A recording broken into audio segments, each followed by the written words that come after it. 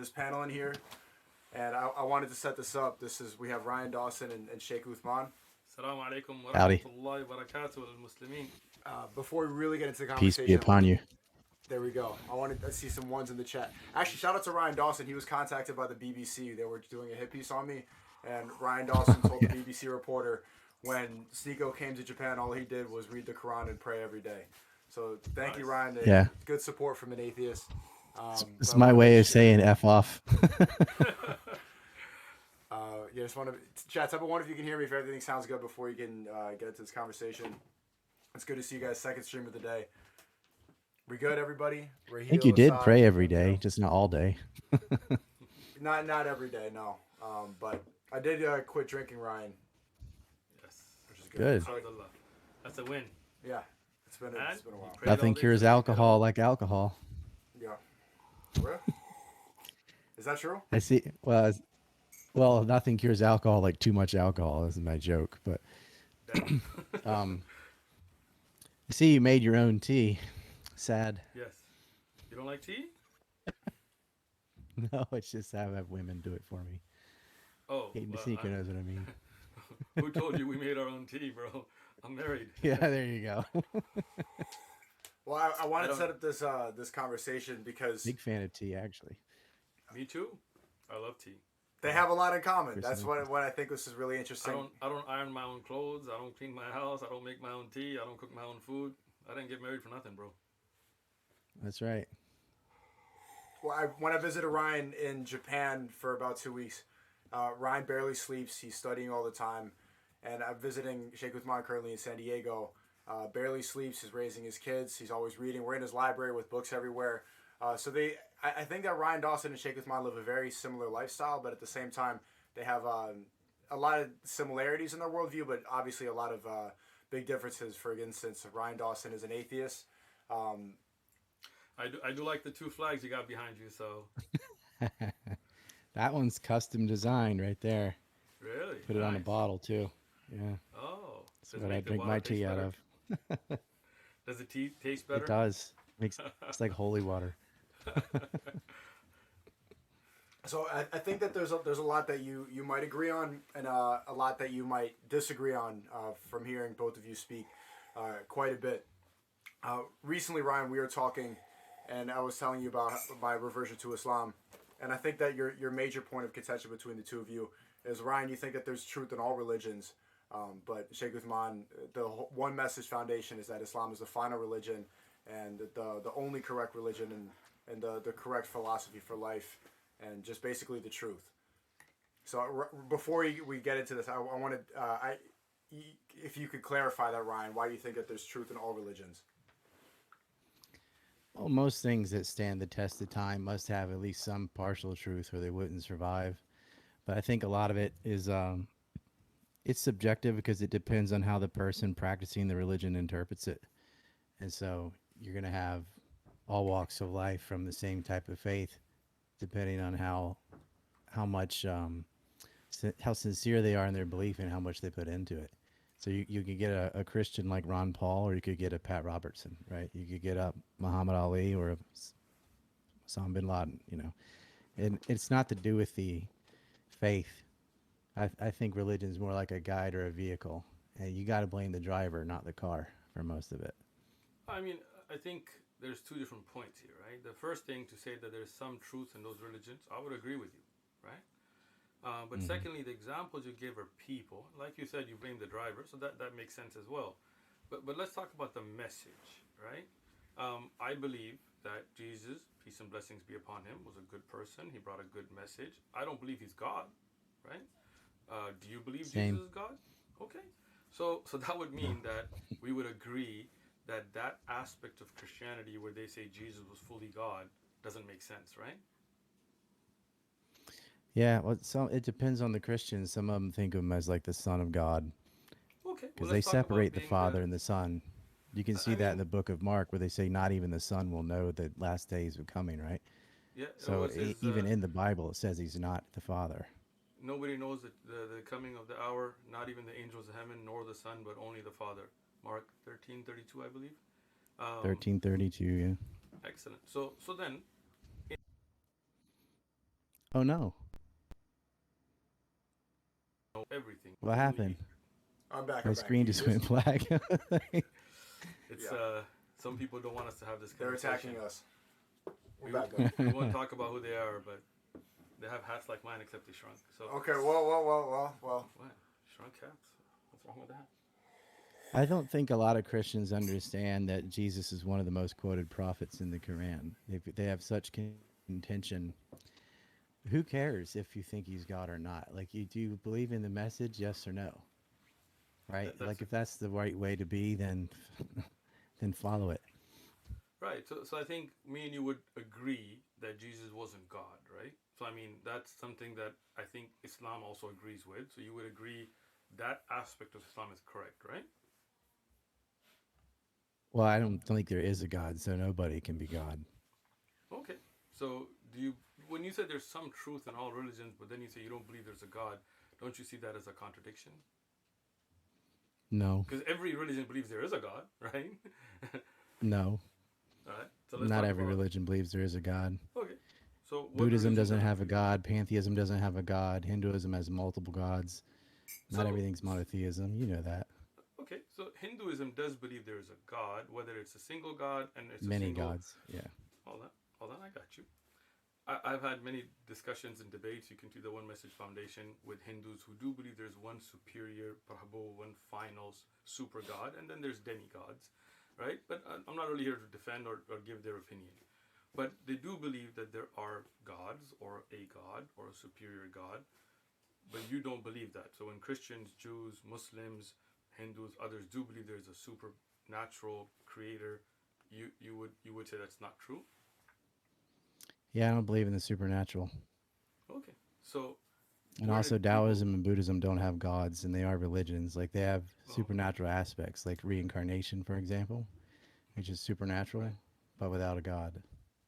So again, you're a well-read person, so I'm sure you've read like Suzuki's works on Buddhism and so on. And there is many forms of Buddhism, as you well know. And there Sure. are Buddhists. Yeah, there are Buddhists. And I was in Thailand before. I had conversations that say they do believe there is a God, and that does not contradict their Buddhist beliefs. But again, not the point You here. could be So Buddhist and Muslim because there's no conflict. Buddhism's more about a guide on how to live your life. It doesn't have gotcha. cosmological claims. So there are Buddhists that do believe there's a God, right? Sure. But that's Okay, separate from their Buddhism. That's on their own. gotcha. So where do you think we came from? Well, I think the precept that all was void and had to be created is incorrect. I don't think all was ever void. I think Well, I matter is didn't ask you eternal. what isn't correct. I asked you what you believe. I said both. I'm We, sorry. you said came from. I don't think Hmm. there's anything to come from. There's only Okay. being, which is outside of time. So do you believe we've always existed? Me We and you. haven't, but existence has always existed. How do you know that? Because it's a logical deduction. Something can't come from Based nothing, on yet something is here. something can come from Therefore, it was nothing. never nothing. But since you weren't there and you have no actual proof of anything beginning or not beginning, you're just kind of going guesswork, basically, right? No. Did you hear what No. I just said? It's a I logical did. I did. deduction. I did. I did. If So, somethingness is here and it can't come from nothing, then it was never nothing. sure. Now, let's take it back to the human and its development. So, for example, you as a human being, do you believe that you evolved from nothing? No. So you were. Existence is always from prior existence. You see, you kind of contradicted yourself because that means you would say humans were always in existence, or they evolved from something No. else. You No. just tripped up, bro. Just So, existence did humans itself is evolve from eternal. something Forms else, within or have they existence are always been specific there? things. Again, No, humans have not have always existed. so they did evolve from But something the else. stuff we're made of has. Gotcha. But that means humans did evolve from something else, according to your belief. Yeah, all animals have evolved. Aha. So we have a change because earlier you didn't say that, but let's go with that. Okay. There is Now, no change. There is no contradiction in that at all. do you All see the my phone? things that have evolved are still made of matter. Okay. Do you see my phone? Hmm. Be honest. Sneako's praised you. He said you're a good person, so I'm assuming you're going to be honest. If I told you that this phone by itself evolved from everlasting matter without any engineering, without any effort, without any designer, would you believe me? Nope. Okay. What's Because more phones are complex? not alive Hold and on. they cannot Hold adapt to on. their Hold environment. on. Let me finish. What's more Surely you complex? know I've heard this example many times. Yeah, I have. Yeah. It's not, yeah. So, what's more complex, the human being or a phone? People. Excellent.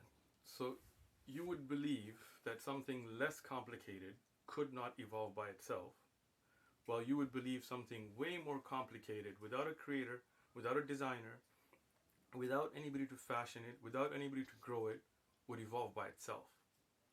That doesn't make sense to me. Something that's not alive cannot evolve because it cannot adapt to its environment. Okay? So, how did life then evolve? You can say, in a way, the Right? things on your phone did develop on their own. Like, there's not a Really? camera, but an The eye cam. is like a camera. So, a camera developed on its Cameras own? evolve, we call them eyes. Now you're comparing dead things with live things, right? So if you are you saying some things on this phone evolved by themselves? Like what? No, there's not going to develop into a phone, but the things that we put on our phones mechanically mimic what has happened naturally in Do life. they evolve on their own?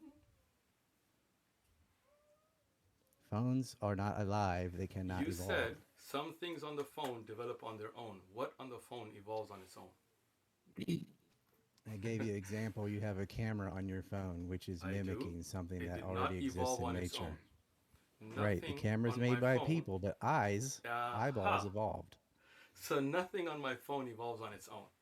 My camera doesn't evolve on Obviously. its own. I tell You you for the earlier 10th said time, your phone's not alive, things so it on the cannot evolve. phone do evolve on their own. Right?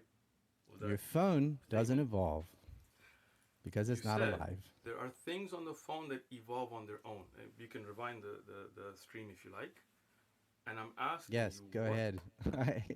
Take fully what I said. Things that we have put on phones mimic that which is you did not say like an that. eye, You is said like they a camera. evolve on their own. When a Cameras, yeah. phone, If you want to, the we call famous them eyes. cameras do not evolve. They are designed. When you get an We don't call upgrade, eyes they are cameras. eyes are not on my phone, bro. You said things on your phone will evolve on their own. This is recorded. Come on, with all due respect, let's stick to the honesty, right? You Nothing asked on me, this does your phone phone, will a phone evolves. ever evolve? And I said no, because it's not alive Uh, and it cannot adapt to its environment many times. That's the whole phone and and everything on it. and you said there are things on your phone that would evolve on their own, and then you realize that nothing on the phone evolves on its own. If you upgrade, there's a designer, there's an engineer. And I would say the human is more complex than a phone, and it could not be designed and come by itself and evolve on its own without a designer and somebody to grow it. Yeah, the This designer is is my the belief. planet and the solar system. So are you saying the planet and the solar system has intelligence? Doesn't have to. A designer doesn't have to have intelligence? Can something without intelligence design? Or is design with intent? Doesn't have intent. Come on, bro. Uh, uh, But do okay. you think the solar system? Do you think a designer needs to be intelligent? It does not. Think about what you're saying. A design, something that is developed without there being any intelligence. Do you see the inconsistency in that? No. It's a design. It's made for a certain path, a certain way, a certain structure, without intelligence. Come on. The certain structure is determined by all other designs would have failed other than what is adapted to its environment. But who designed all those? It is not a who, it is a product of nature. But then you gave it a name, nature. You're just taking Yeah, God and nature is giving it the name physical, not nature. supernatural. Okay. So does nature design human cells? In our Come on. specific locality, with our specific environment, human cells did come to fruition, as did many other types of cells. Okay, who designed them? There is no design. So That's a there's no natural process of intelligence. this There's environment. no intelligence behind the development Yeah. and It's design of like the human cell. the sun is Go not ahead. deciding to create sunshine. That is a natural product of its physical characteristics. I would agree, but the The sun same thing doesn't with gravity. design sunshine. Nobody wills into existence, oh, pull this down every time. It is just part of how nature is constructed. Once again, you're talking about the effects of heat and things. That's not what we're talking about. We're talking about the development and design of the human cell. Do you know about the minimum gene concept? What is the minimum gene concept? You've never heard of the minimum gene concept? I haven't. Okay, well, there's some homework for you. I'd like you to go and research the minimum gene concept. And in clinical trials, we have been able to see that even the smallest living cell, the minute single cell organism, would have already had to have a minimum set of genetics for it to survive or it would collapse. In fact, 200 is theorized and around 300 something is proven. So that would mean the first living cell, single cell organism, already had around 300 set of genetics. Who put those there? That's a design. It's not an accident. And if you're going to say they It's evolved not an from being accident, and accident. it's not So a it's just not an design. accident. That means It's not there's completely random intelligence because behind. there is favoritism in chemistry of what attracts what. There's only so many combinations. And Once we again, recently so discovered who set the in a minimum lack of set of oxygen genetics? environment that single cell organisms become multicellular rather quickly than 200 generations. The question is this minimum set of genetics in a single cell organism that it could not have survived, could not have evolved from less than that because it would have fallen apart. Something proven in clinical trials. Who designed that minimum set that was necessary for it to survive? It's not designed. If you have genetics that have to be there, This which takes billions of years once to again, formulate. there's your mistake. For billions of years, if the minimum set Hold on. wasn't there, Do you it think the could Earth was made not in six survive. days? I do not believe in the what is a biblical view. In Islam, we talk about ayyam. Ayyam means a period of time. It doesn't mean 24-hour days, right? Sure. There are periods of time. For example, yom in the Arabic is used for the day of judgment, yom al-qiyamah, and one period of time is 50,000 years. So I don't believe in 6 days like 24-hour days. No. And let's not change the subject here, all right? So there had to have been a minimum set of genetics. It could not have evolved because if it was less than that, it would collapse. What set that minimum for it to have survived? I Don't say disagree with your evolution. premise. Oh, well, then I'd like you to go and research the minimum gene concept, which has been proven through clinical trials, and then we can come back to another stream and discuss it. How's that? Okay. I Ah, would agree with great. the rest of science that you can have evolution without having some Once creator that again, just when made you fully say fledged men you would overnight. you would agree with the rest of science, that kind of shows some ignorance, even though I see No, you it to be doesn't. well read. Let me explain, because rest of science doesn't mean evolution. Evolution is one theory that there are scientists that hotly debate, and there are those that disagree with it as well. I have books here about Darwin's doubt and all that, but science is a very broad concept. The rest of science doesn't talk about evolution. Science talks about many things. It's a system, it's a process. You have hypotheses, you put them through tests, repeatability, placebo effects, all this kinds of stuff. What I'm talking about, is something you can prove in a controlled environment. Evolution is a theory, if I'm not mistaken, and interspecies evolution cannot and has never been proven in a controlled environment, so it remains a theory up for debate. Minimum gene concept, something we can prove in a controlled environment, so science with proof in a controlled environment has proved it, unlike interspecies evolution. A theory is not like the way people use it in colloquial speech by saying, "Oh, I have a theory," which just means an idea. A Okay. theory is a when you have a bunch of different facts and bridge principles that tie things together and stand the test of time. Well, Gravity is a theory. standing We the don't test doubt of it. time is not Like, oh, a well, it's condition for just a a theory. theory Hold is a on, hold weird on, phrase to say. hold on. Let me explain something. Because I work in the medical device industry. I work with clinical trials all day long. So don't think that I'm coming at this without knowing. Anybody can put forward a theory in science. I can put forward a A theory hypothesis. You tomorrow. A cannot put hypothesis, forward a it theory. can be my theory, right? I can say from my testing and from my facts, I believe in this. This is what I see as to be how this works. Somebody else can come and disagree with that. Until you can prove it in a controlled environment, we take these to be theories, right? Even gravity, there are people who debate why things fall. Is it Yep. inertia? Is it, right? So, when you have something, you can prove in a controlled environment that is different from something that you, based on certain facts and certain ideas and certain observations, consider to be a theory. This is why I asked you if you knew about the minimum gene concept, and this is why I'm graciously allowing you to go and research it before we come back to the subject. Good? Okay. Combustion is a theory. Gravity is a theory. All kinds of things are Those are theories that we theories. don't Yeah. sincerely doubt. They're always open because science as a tool is not dogmatic.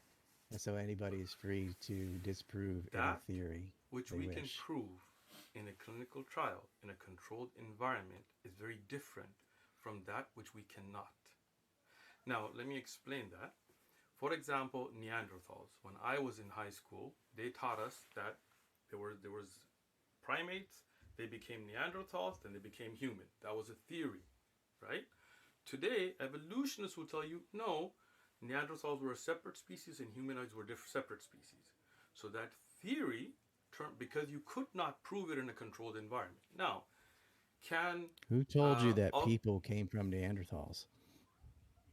so again, this is what my science teacher in high school taught us in science books, and you can Google it. You can look up. They had a chart even where you have a primate, a Neanderthal, then a guy with a briefcase. So you can look these things up, and these were taught. Now, When was that on taught? a It's always been the missing link. well, I mean, do you want to go Google it? You can look it Cro-Magnons up. and Yeah. Neanderthals and Homo sapiens are all branched from a common ancestor, not from each other. Well, again, you can Google the charts and all that. I mean, offline, I can send I you really those don't need old to, but books yeah. and things. Go ahead. Well, I'm letting you know. Yeah? So now, when you have something very different, like if we take a controlled environment and we take a certain substance and we say this substance makes that burn up, right? We come up with that hypothesis. We theorize why, but then we can prove it in a controlled environment that's very different in science. That's why pharmaceuticals and medical devices go through that process: animal testing, human testing, and all of that, right? So the minimum gene concept, unlike the theory of evolution, has been tested through that.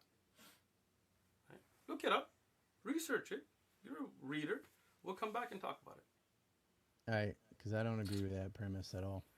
Well, And Ryan, I don't like the there's phrase just a theory because all kinds of things you believe in are theories. Like when you light a once again, candle and we say the oxygen bombardment is making bonds with whatever's being burned, that's the what's the theory. difference there is we can test that in a controlled environment. Yeah, but we still call it a And we theory. have, right? But there's a difference there. When you have repeatability, I can take a candle, I can make a vacuum with no oxygen, all of that. That is very Right. You different can have than the the heat and theory of everything, but it evolution. won't burn without oxygen. Exactly.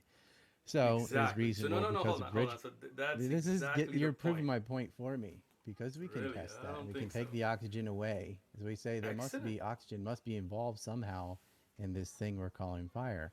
It's not Exactly. just the heat and friction and stuff. You have to have In a this element or controlled it won't environment. exist.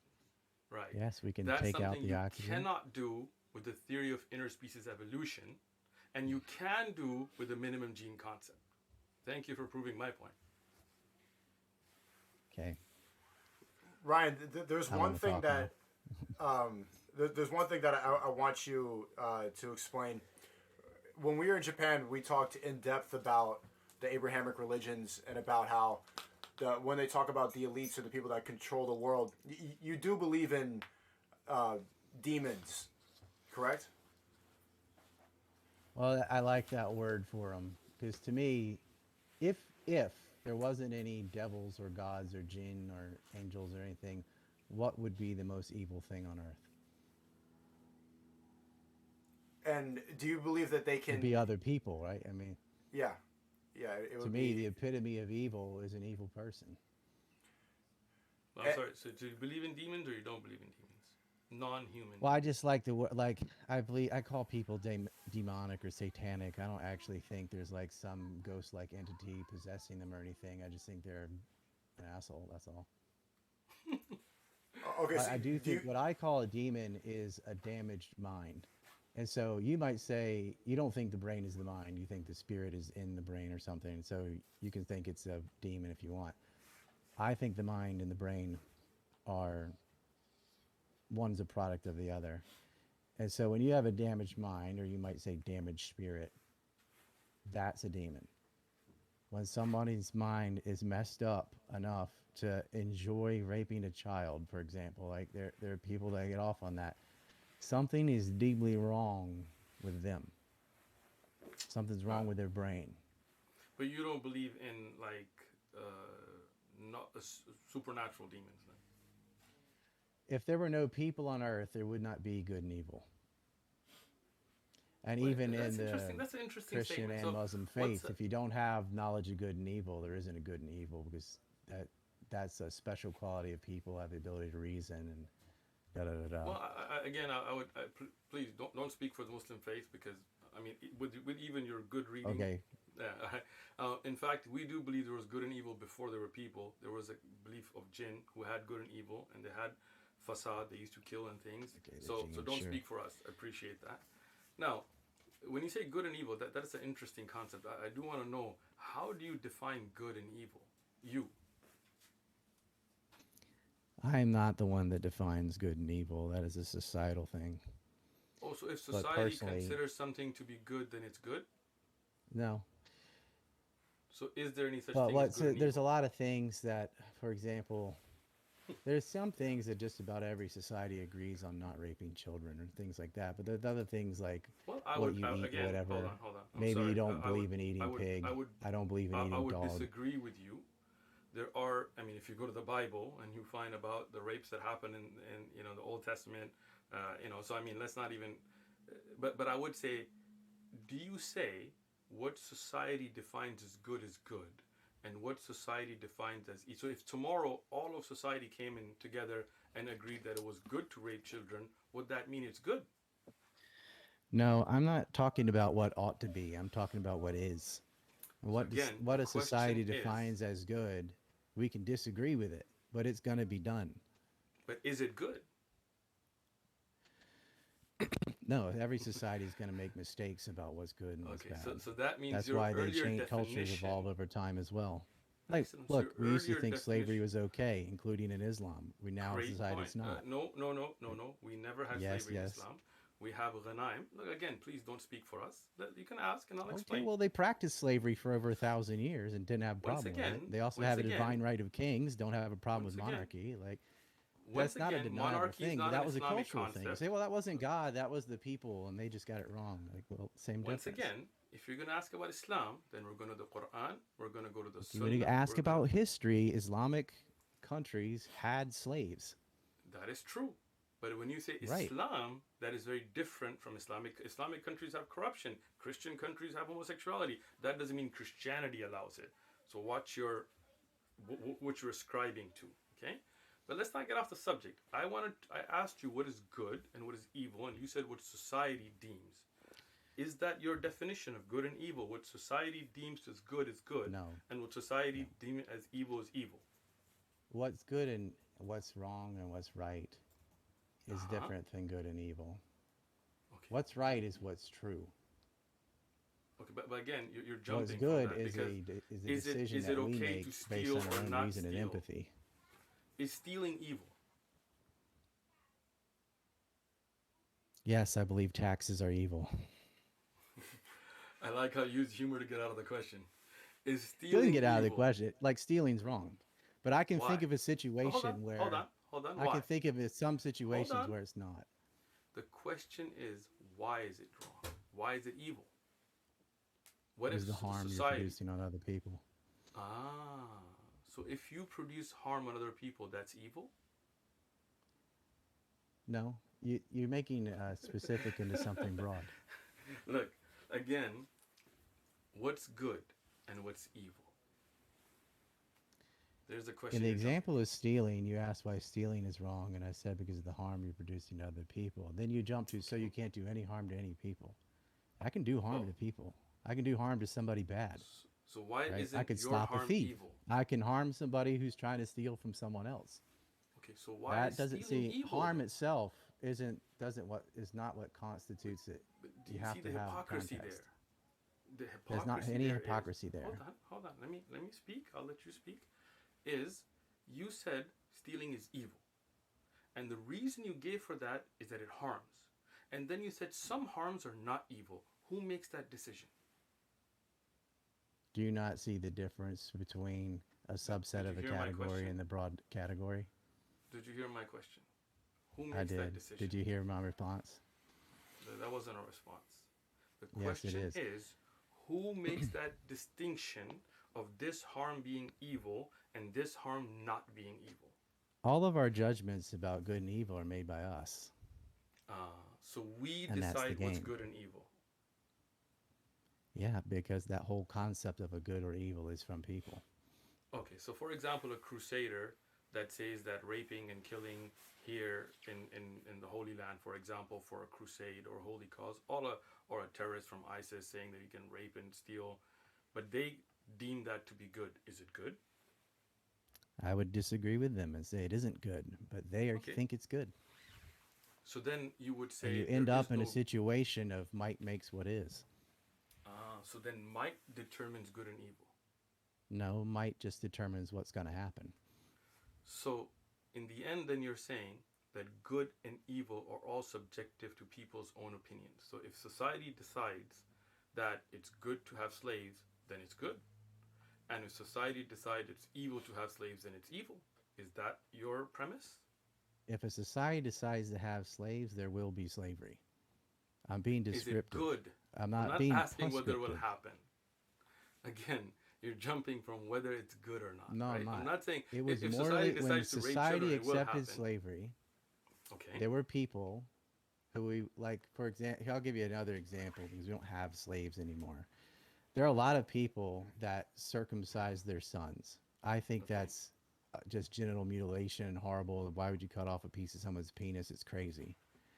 But I don't think the people that are doing that hate their children or are acting in some benevolent, like malevolent way. Like, oh, I want to do this. I want to harm you. I'm going to cut off a piece of your dick. In their head, because of their faith or whatever, they think this is a necessary thing and that they're helping their child. And so it's not like that person's evil. That person's stupid. And there's a difference. Okay. Now, regarding circumcision, That's I why I want to go said there. what's right is what's true. And I'm there's a gonna. difference between your judgment of what you think. Like, is your basis on what you're thinking is good based on reality and truth or some sort of dogmatic fiction? You want me to answer that? Would you like an answer? Well, I'm using the No. royal you, not you personally. I'm saying Oh, if, all I right. should say, a That's why I person, asked. Did you want to answer? Okay. yeah. So now, once again, when we talk about, you talked about good and evil, and I still haven't got a definition of what defines good and evil. What society decides will be will be. Sure, if society decides that we're going to kill children, they will kill them, but that doesn't make it good or evil, right? So if you're saying that you believe, for example, that circumcision is wrong, and somebody else believes that there's health benefits, it's cleaner, it's better. So Right. now there is no good and evil, which kind of blows my mind because But then there is a true and okay, not true. And okay, it is not true so that it is a health benefit or any of with those that things, which makes I them would disagree incorrect. with you there. Again, who defines true and not true? There are studies, I have some that were done out of Imam Saud University that shows You have that a few billion circumcision does. Asians that don't get circumcised and they're not all running around with urinary tract Look, once infections. again, that's very Like, unscientific for you to say that no, it because isn't at many all. many things that do not happen from a billion people walking around doing a billion people smoke, but we can say that smoking does Billions cause of the many people forms of smoking cancer, get cancer. right? Exactly. So when you look at a clinical trial where you take a controlled population, you have a population that is circumcised, one that's not, and then you look at how many diseases who gets and what type of diseases, what type of infections. That's What happened to it? as in a billion Christians are, whatever. That's not scientific. That's just childish, right? So there are No, it studies isn't. that were done. There are studies that were done that show the benefits of circumcision. Yeah. But that's not even the Okay. point here. The point here, No, there is a how point do you there because the define? studies being done to promote circumcision, you cannot keep science in a vacuum as if there's no other economic or political incentives to pollute what they're doing. When you have You know, people who have Medicare, then you know that it's another line item that they can check off. So every male that's born has to have this procedure done, and it's more things that they can charge to the government and make more money. it's quite childish for you to say that. Where because that doesn't it's exist, you hold on. don't have all these circumcisions. So it seems First like there's thing, a monetary incentive to have this surgery done rather than it helping the child in some way to cut off a piece of his penis. once again, that is incorrect. It's not a country where No, they it's have not. Medicare, because I'm telling you, the studies were done out of Saudi Arabia. They don't have Medicare. Circumcision is not done for money to build a government. So Saudi your Arabia premise has a is just religious off. belief. Again, this is a scientific study with a controlled environment, with controlled groups. By It's not people that about believe in religious belief. circumcision. But your Medicare was just a rant that was totally off. It was not about Medicare. It was not about building the government. You're just throwing stuff out. My point is, if somebody believes this is good and somebody else believes this is evil, how do you decide? The benefits of having Silence. foreskin, Again, I'm not talking about which you circumcision. I'm naturally talking about have, you can generally. weigh that out, and then the pointlessness of cutting it off, and you can weight it in truth. And your studies, whatever, because you have political biases and religious biases to come up with a particular answer. All right. And if you have a controlled environment where you can prove statistically that infections Like were the whole more, country of Japan or China or something, with all these sure. people who are Have not you being circumcised and do not have have you all these done problems. have you done a scientific study on infections caused in Japan compared to Kuwait, for example, What or on the infections of what? Your foreskin? It's like saying, Yeah. well, if you pull out all your So teeth, you'll since you never have a haven't, cavity. since you exactly, so if the foreskin You being gone will not have a saves cavity you if you from get rid of your cavities, teeth. exactly, but you But you need need teeth your to teeth. chew, but you don't need foreskin to chew. And if you won't get an infection by not having the foreskin, Your then that's a foreskin has a benefit. different purpose than your teeth, What's the but it purpose? has a purpose. What's the purpose? The purpose of your foreskin is for Uh-huh. intercourse. You can have intercourse without The foreskin. majority of your nerve endings are in your foreskin. A lot Look, of people with erectile you can dysfunction have when they're older is because they do not you have the same sense of you sensation that they would have can if they had their have. entire penis. Where did you get that statistic? Do you want to look up the nerve endings that exist in the No, no, no, foreskin? no. You said the majority of people with ED at the older age because they don't have this. Where did you get this from? Is there a clinical study you can cite, or you just made that up? I don't have one right like, oh, let me Alright, go get this. I thank didn't you. know I was going to be talking about circumcision Okay, out of the so blue. forget about circumcision. My question to you that you're running from is: If if you somebody have the believes majority of something the is nerve good, endings that produce pleasure for your dick and your foreskin, and you remove that, it will be harder to get an erection. That I is think common sense. the bigger question that I haven't heard an answer from Ryan is who decides what's good and evil. Thank you. If you can't, if are you saying that people it's up to an individual to decide good and evil for themselves? Because that's when, I mean, that's when people end up doing satanic things like circumcision, for example, or doing evil. So Circumcision came from religion. Nobody dreamed no. up cutting off baby dicks But, until somebody put that in a holy scripture. I'm curious to what your view. Like you of, can't burn a witch if you don't think witches are real. what does that have to do Right, with so a what lot I'm of these problems come But from the their own question fantasies. Like, well, is, that person's who practicing magic and defines stuff. But like, well, if you don't good believe in and witches, evil? then you don't believe in You're witch just running burnings because now. witches This aren't, is pretty sad. aren't there. I expected better. Who decides good and evil? We do. Who's That's we? just how it is. You don't like. I know you want to have some objective, like Who's we? authoritarian source of what's right and wrong. Who's we? Yes, people. So if somebody decides that a satanic ritual killing a child is good, you would say then that's good? No, because I am not them. So everybody has their own morale. So if they feel that this is good, then it's okay. Are you the decider? You are being childish now. Really? Am I? So if somebody Yes. believes that killing What is the children, alternative to you're not Oh, allowed you're to running think to for an yourself and alternative now, determine what's right? right and wrong. Look, Is to this is what? where Follow the book. you're jumping, right? Look, you're saying you're jumping to my There's no alternatives because jump. you don't have an answer, right? If No, somebody you don't believes, understand my answer. I can okay, I decide want to what's right understand and it here. wrong based on my own Ah, reason and empathy, right? I okay, don't want to rape and kill and da da da da. I don't need a cosmic babysitter to tell me that stealing is okay. So wrong or killing people is if wrong. Jeffrey Epstein Everyone believed can that determine it that on their was own. okay, okay, if Jeffrey Epstein was to determine on his own that it is okay, then between your okay and his okay, who's right? Because you're both on I'm hoping, on opposing spectrum of that. If he believed it's okay to rape a child, and you believe it's not, which one is good and evil? Mine is good because we are have determined as a society not to rape children. Silence. Mine is good and his is evil. That's your answer. Seriously. That's your answer too. My It's religion is not. right, the rest of them are It's wrong. not. It's look. Again, you're jumping to me because you know you couldn't answer that question. If I somebody answered that believes question. Raping children's wrong because like that that's what wasn't the I've question, decided. was that the question I Now he asked? would say the opposite, right? Jeffrey Epstein was like, "Oh, it's okay." Yeah. Okay? Okay. And you ask me what I think. I think he's wrong, I'm right. The question there is, he would think he's right and you're wrong. Hmm. So Yes, he in the would. end, which one is? So that means there's no good and evil. It's whatever you think. Oh no, If there's still somebody a good and thinks evil. something, We just have well, how different would you opinions on determine? what is good and what is evil. See, again, And there's the. If it's fortunately, based most on people your. agree with me and locked him up and put him in jail for raping kids. Well, he didn't kill himself in jail, so he definitely had somebody else that was. Anyway, Well, I um, know. so I now helped uncover that Epstein ring more than anybody. we appreciate that from you. So once again, if we say there is no good and evil, it's everybody's own opinions. If somebody No, there's holds not something to, there's still oh good no. and evil. It's just not objective. There isn't a way to be like, well, this guy got all the answers right and we should follow that person. So once again, if This you is say something that that's hashed there out through is a discussion good, and lots of other uh, things.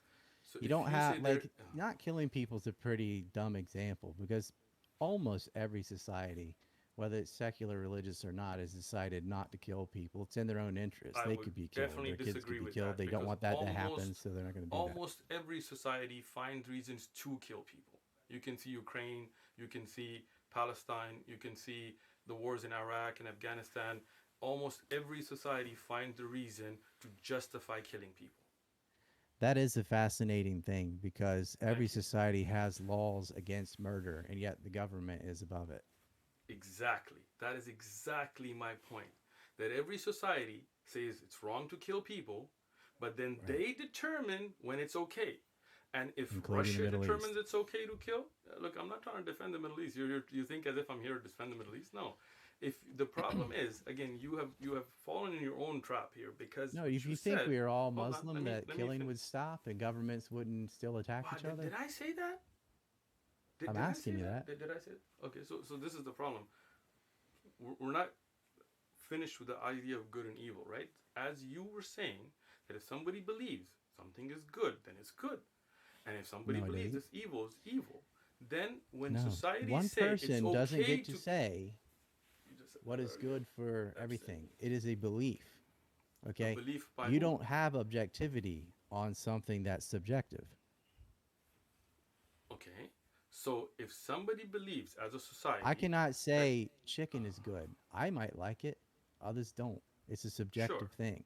That is something we battle out between each other all the time. And it But doesn't matter whether you're religious or not. You can have would different you sects, say, you have different would you say, interpretations. would you say killing people is good or evil? Depends on who's being killed. See? Now, here when we talk about things like the death penalty, is it good or is it evil? That one I disagree with because of at least in the United States, You believe it's because I evil. think, well, I don't have a problem with killing somebody that's killed people. My problem is the judicial system, So if where if somebody somebody believes death that, row, they're forced to go through all the appeals and court processes anyway, just for the sake of a lot of people getting money off of like it's a product. Where I think whoever was wrong should just kill them. so now your belief is contrary to, for example, the majority of the states in America, at least Texas, I know, right? So now this whole society there with lots of people, with I a think majority Texas at does least. have a death penalty.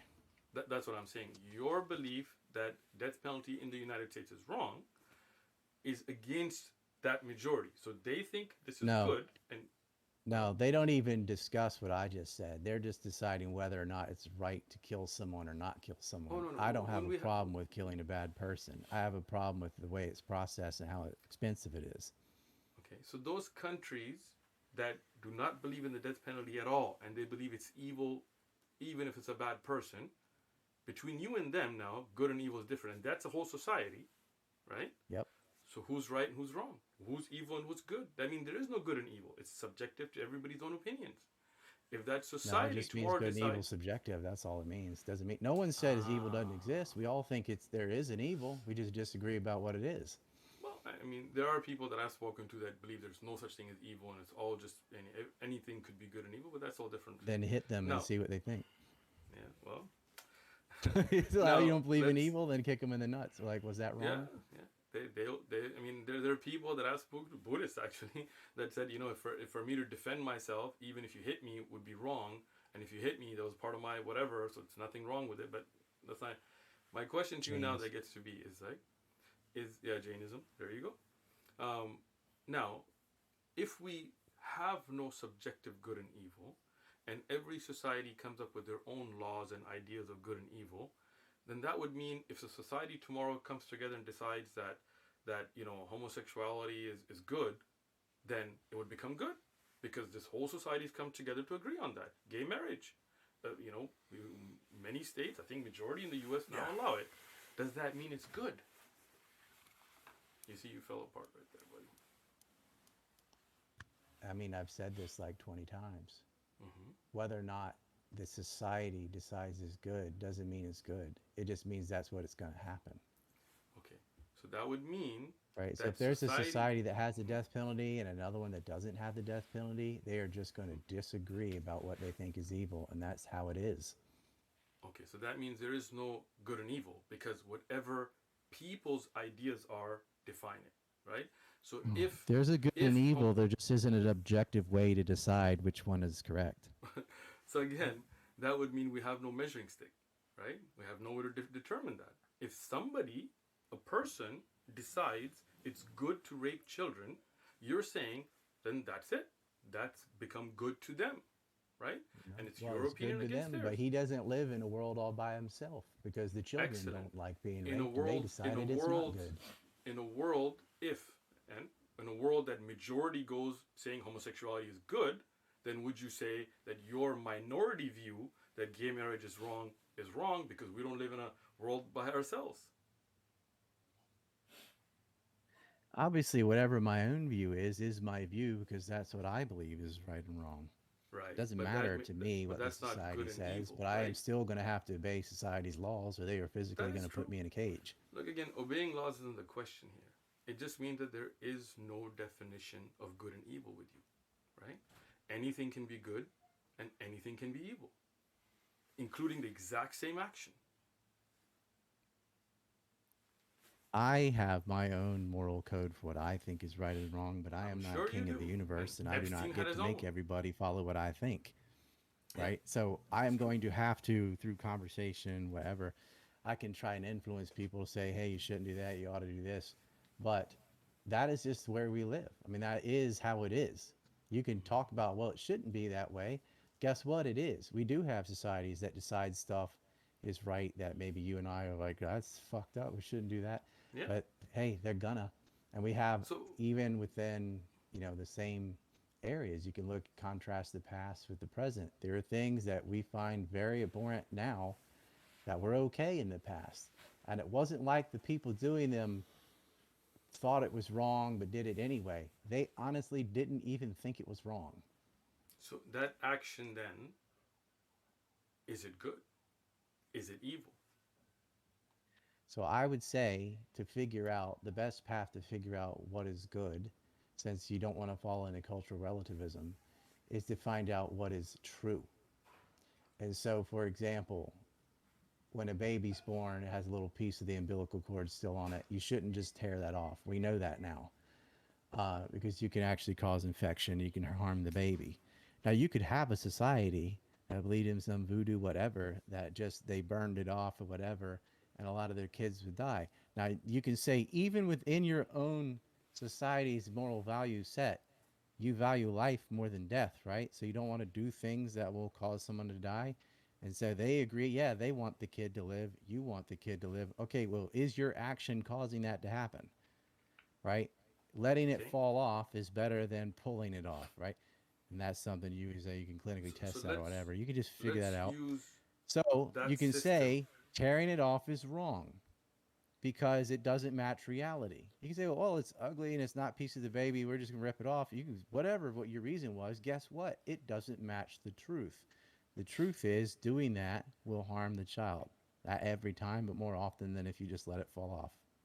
And Okay. so when you're trying to figure out what's correct or not, it should be tied to the truth. Now you can't always have the truth. You can have more simple things, and that's like, well, we don't know what the limits of that is either. That's why we're constantly expanding our knowledge of science, philosophies, and so on, so that we can gather more truth, so we can have better ideas that are more correct. You want your good tied to truth.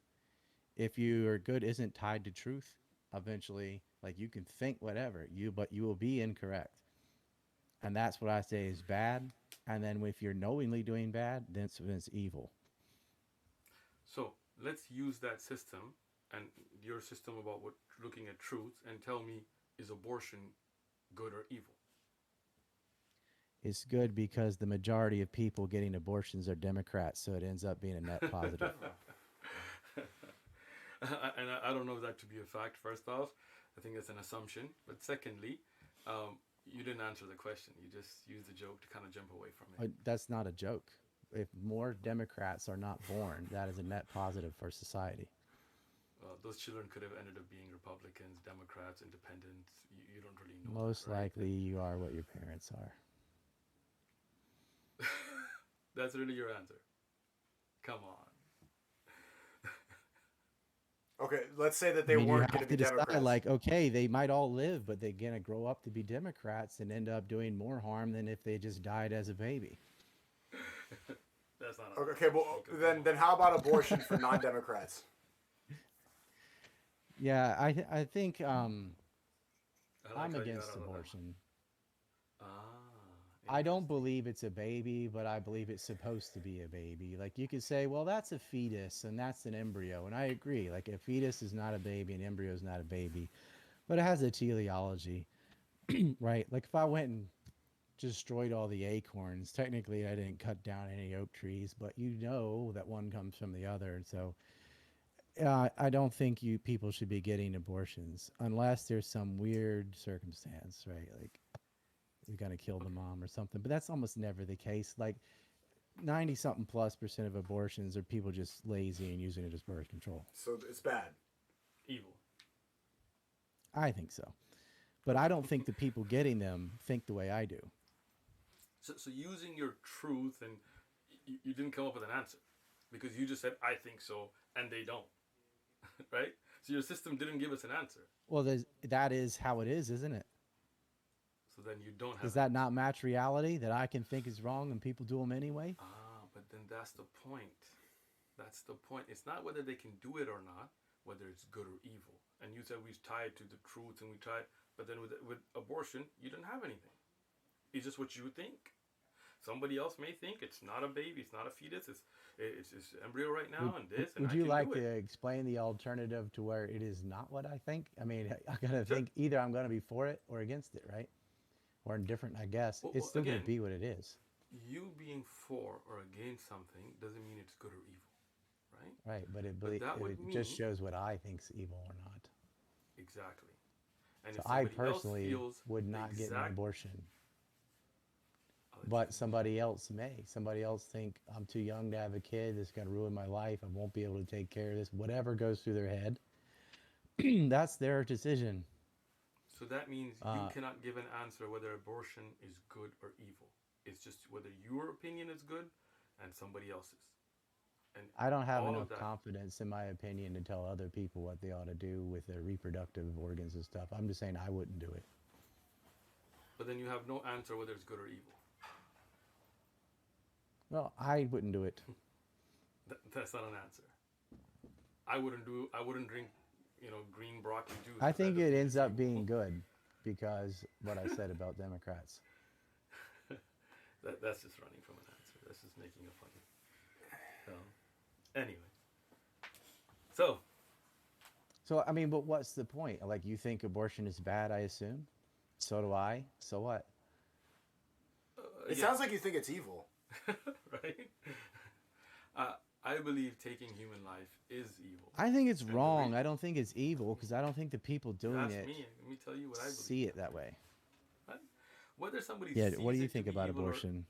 I got you. Whether somebody sees something to be good or bad, to me, does not define it to be good or bad. Right? To me, I believe that there is a creator, and that creator has sent us guidance. I believe in the prophets being true prophets. I believe that that guidance divinely, not up to my subjective ideas, tells us that a child, and like you said, unless the mother's life is in danger, because the Quran tells us to save a life and so on, then it would be incorrect to abort a baby because that is what our Creator has told us. I believe stealing is wrong. And I don't believe stealing is wrong because it's my opinion. I believe stealing is wrong because the divine Creator has told us it's wrong. Now, I want to ask you a question because I see you're well read. Do you believe the Prophet Muhammad, peace and blessings be upon him, wrote the Quran? I think the Quran probably has multiple authors. Good, good. Okay, that's interesting. So, if there were multiple authors, would they not take credit for their work? Why? If you wrote If you do that, an then it amazing undermines the work, work. okay, so let's say you Same came with the up with this. Bible. It's not like, oh, what's the author's name? Mark. Like you Well, can't it's do not the that. same with the Like, Bible because the Bible is not the words of God, and even the Christians today Bible's will much say, older, so they can't document it the way you can Islam.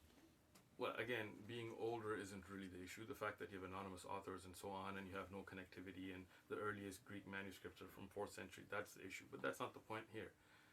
If you were to write an amazing work that you were going to challenge all of society, they couldn't come up with anything like it, would you not take credit for that? Or would you at least not No, say, this was revealed to me? I would credit a rainbow frog or a spinning squirrel.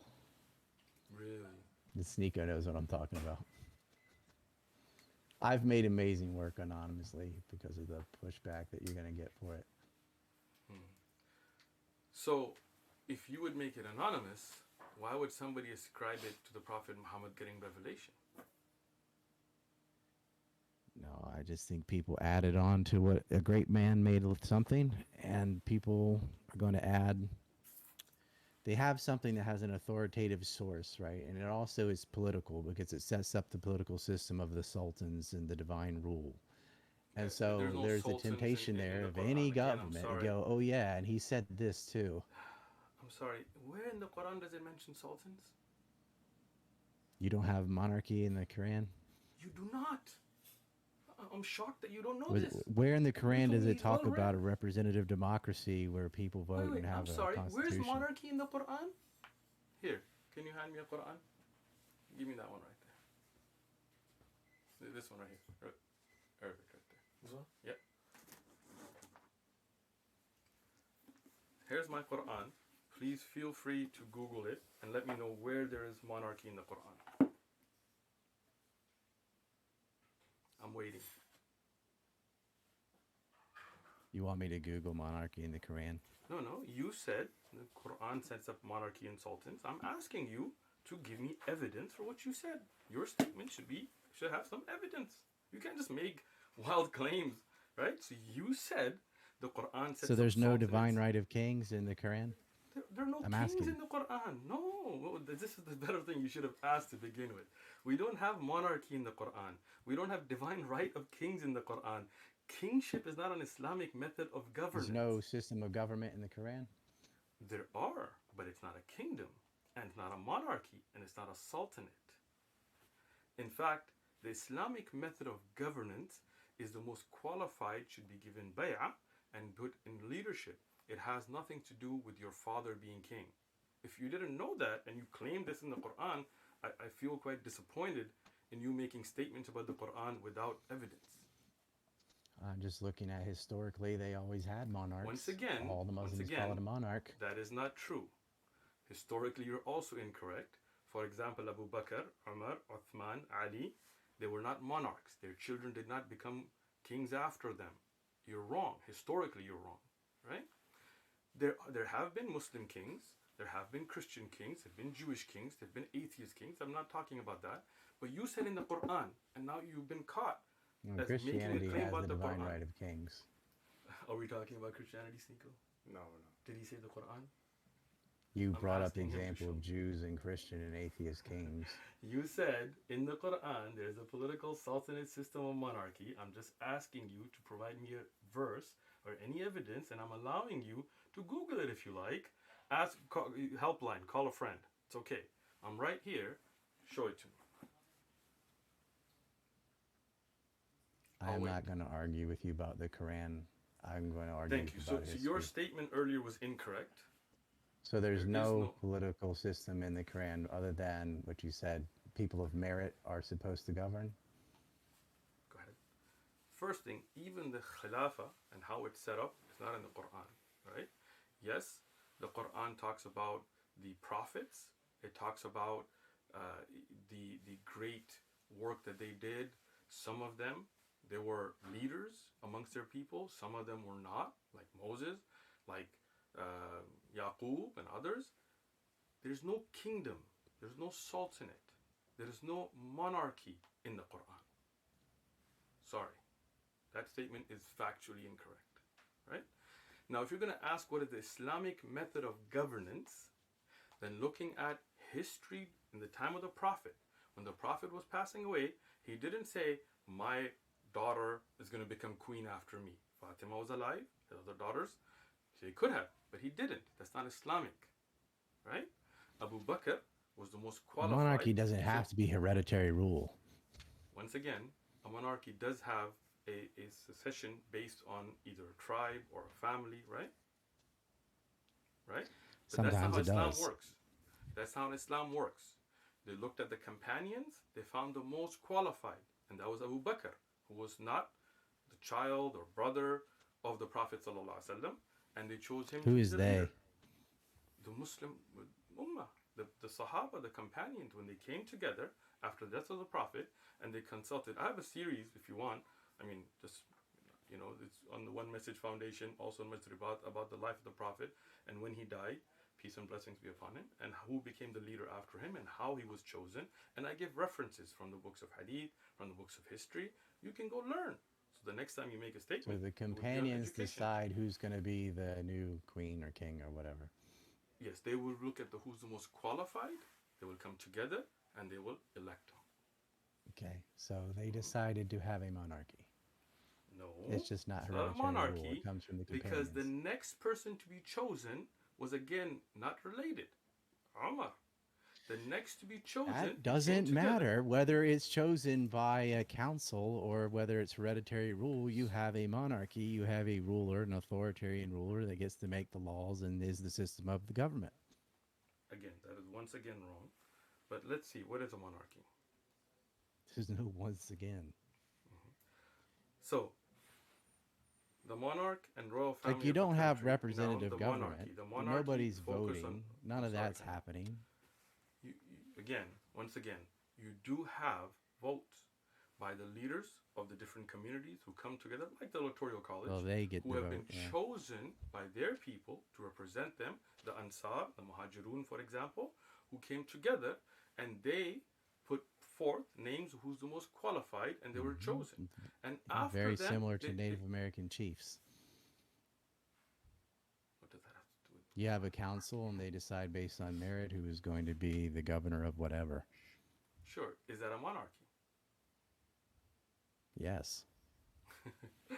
All right. So if we have people from different parts of the country come to send their representatives together to choose who's going to be the next leader, that's a monarchy? Do you have a division of powers? Of course you do.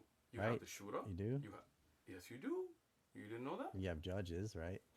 We do. Not just judges.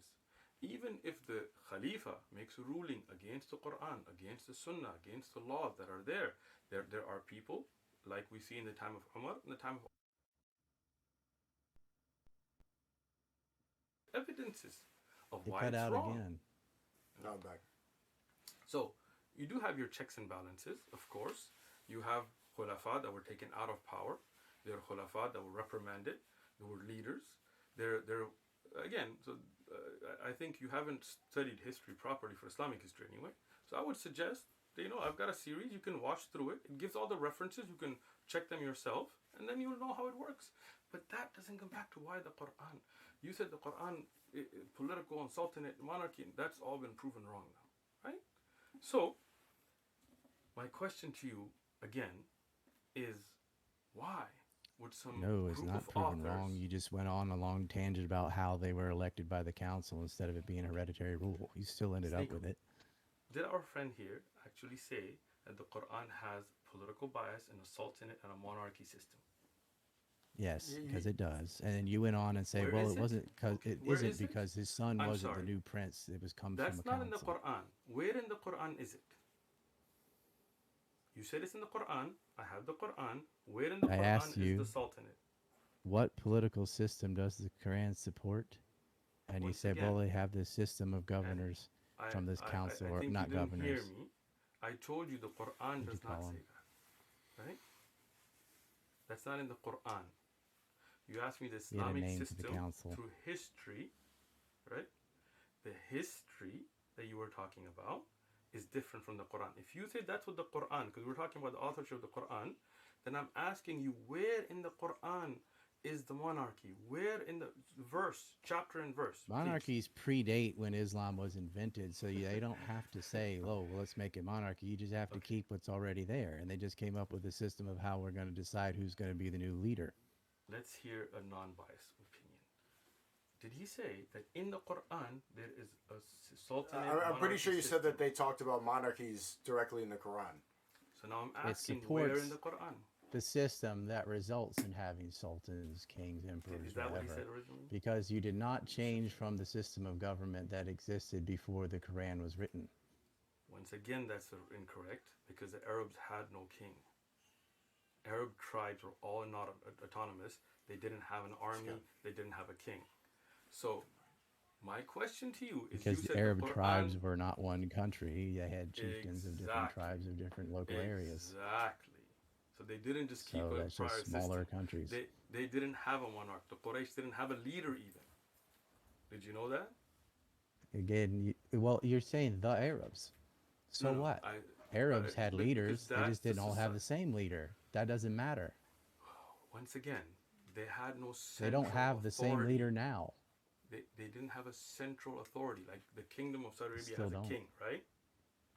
Yeah, but Saudi Arabia isn't the Arabs, is it? It's just Okay, some so Arabs. The Quraysh that were in the time of the Prophet, you're saying he kept the system. Who was their king before the Prophet? Every one of those tribes had a leader, the They did top-down not. authority. Once again, you're wrong. Please go and research. The Quraysh had no single leader. Mecca had no single leader. Go look it up. You're wrong. Historically, you're wrong. I'm not There were historically chiefs. wrong. Monarchies predated Okay, okay. Islam So by you many, said I'm many, not wrong. many. Okay, who was the Quraysh's king? Who was their leader? I Name don't me. know all the different kings and stuff. I'm talking about Just monarchy the as a Quraysh. system predates Okay. Islam, which is something Who they did not decide to change. name me an Arab monarch before the time of the Prophet Muhammad. No, maybe just one. First of all, Islam isn't just for Arabs. It's for You were anyone. talking about the society that the Prophet Muhammad came in, right? That they Yeah, kept their because norms. So I'm Islam, asking to you. me, historically, is just building off of Christianity. I It's would got the disagree same with that as creation well. story. It's got many. It does. Yes, it does. What's the Islamic creation story? I'll let you finish. Is it not the same as Okay. Christianity? So once You again, have Adam and Eve, right? You have God in the uh, garden, same I'll story. let you And they finish. got that from Jews. And Jews borrowed that from previous mythologies, some Zoroastrian and some Greek. It's not real, but it's Oh, something in there as if it was like an historical truth. So they're borrowing off a system that does have the divine right of kings. That had, it had it. Well, they had their period of judges. Yes, Jews had their period of judges and stuff. Those are still kings, and they had a monarchy, and they had divine rule. Islam inherits this. They do not change this, and it doesn't matter if all the Arabs didn't have one leader, and it doesn't matter if they didn't select them hereditarily or not. They kept the same system. did the Jews have it according to your hereditary system or no? Jews had a whole bunch of different systems, but they always had some kind of monarchy. Okay. Now, what you They did said not is what. have a king of all Jews.